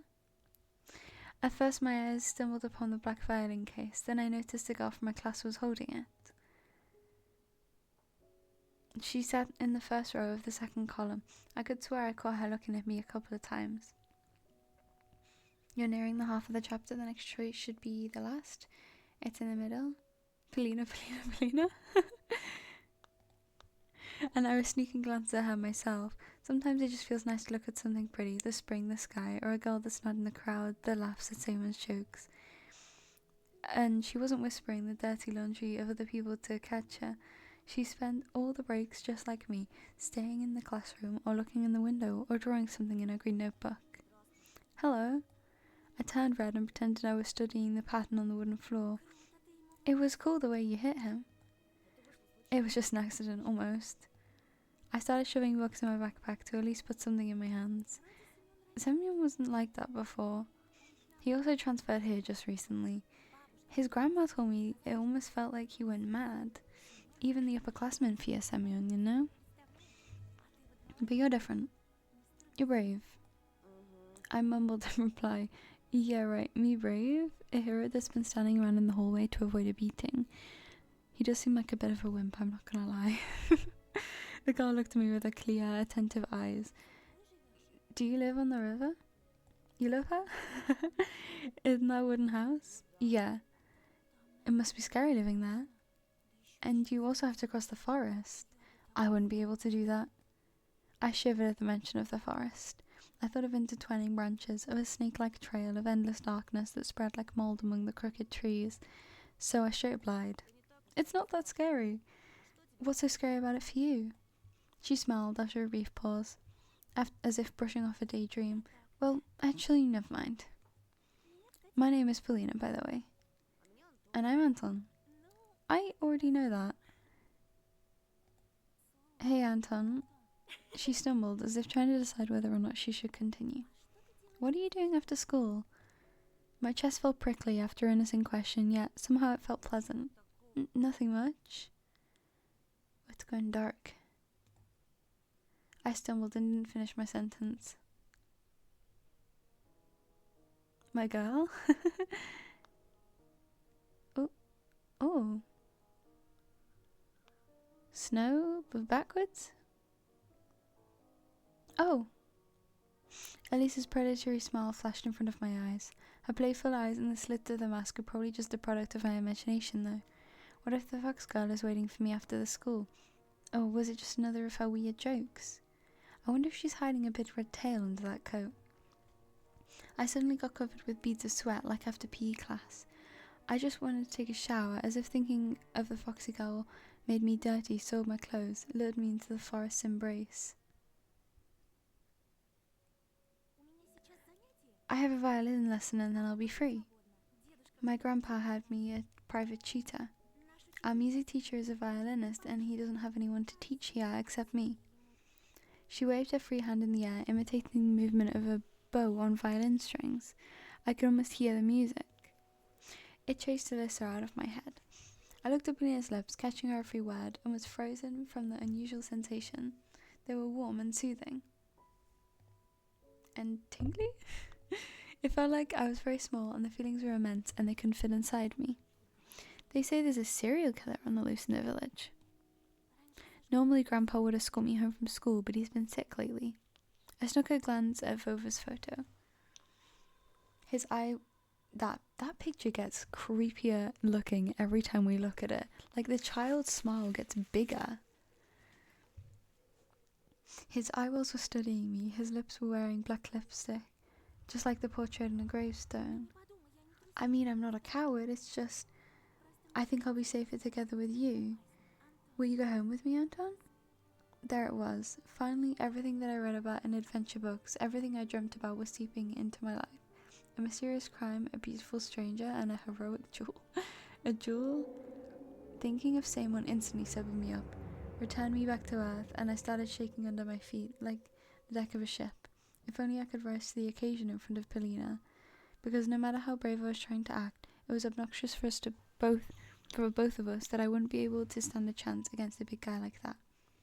And him knocking me out wouldn't even be the worst of it. The worst part is that Polina will see all of that, and she'll laugh at me like everybody else.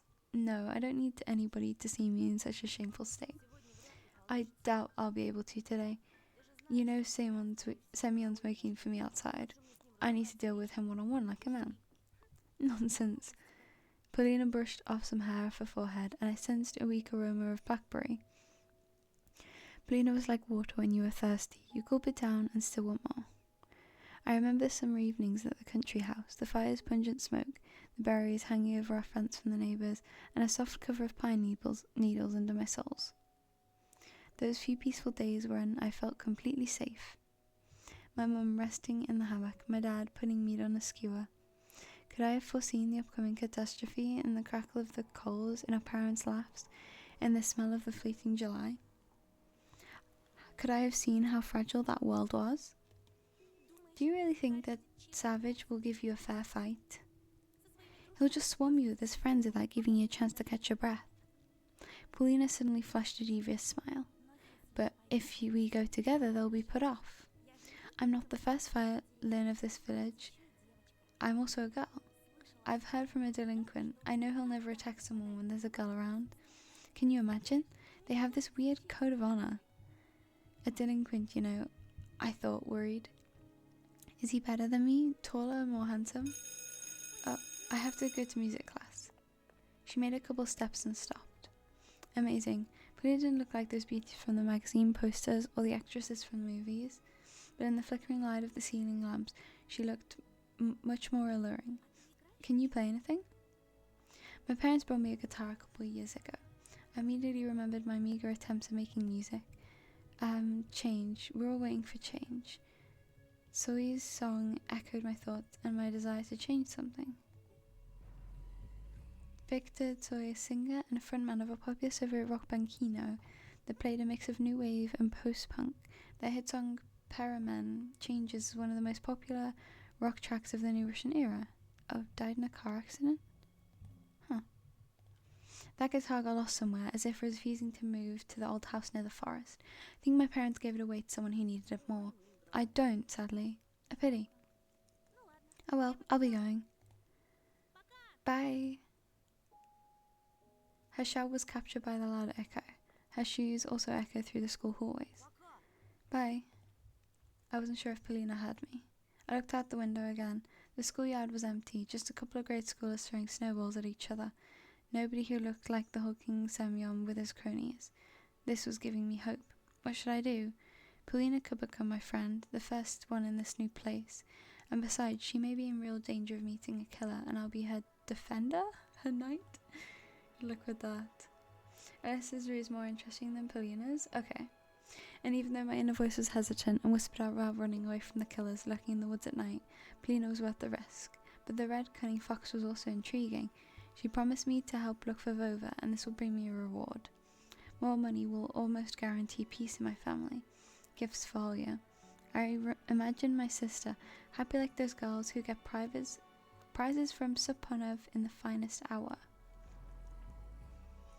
Soviet Russian TV host, the most prolific showman of the Russian kids TV in the 90s. He hosted teen quiz as well as computer entertainment shows. Suponov died on December 8, 2001. Huh. Should we be dancing with the famous singers? Maybe a new popular boys band? Like Ivanushki International. Mum and Dad hugging in Ostankino Pavilion. And then all of us going to Disneyland. Love Polina, but it's a good second choice for the second rerun. I see.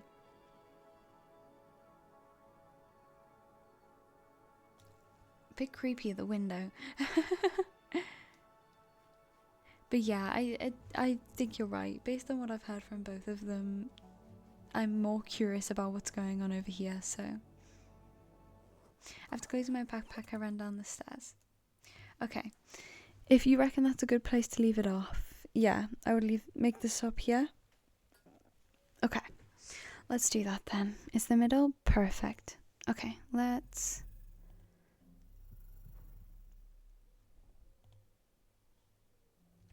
Okay, perfect.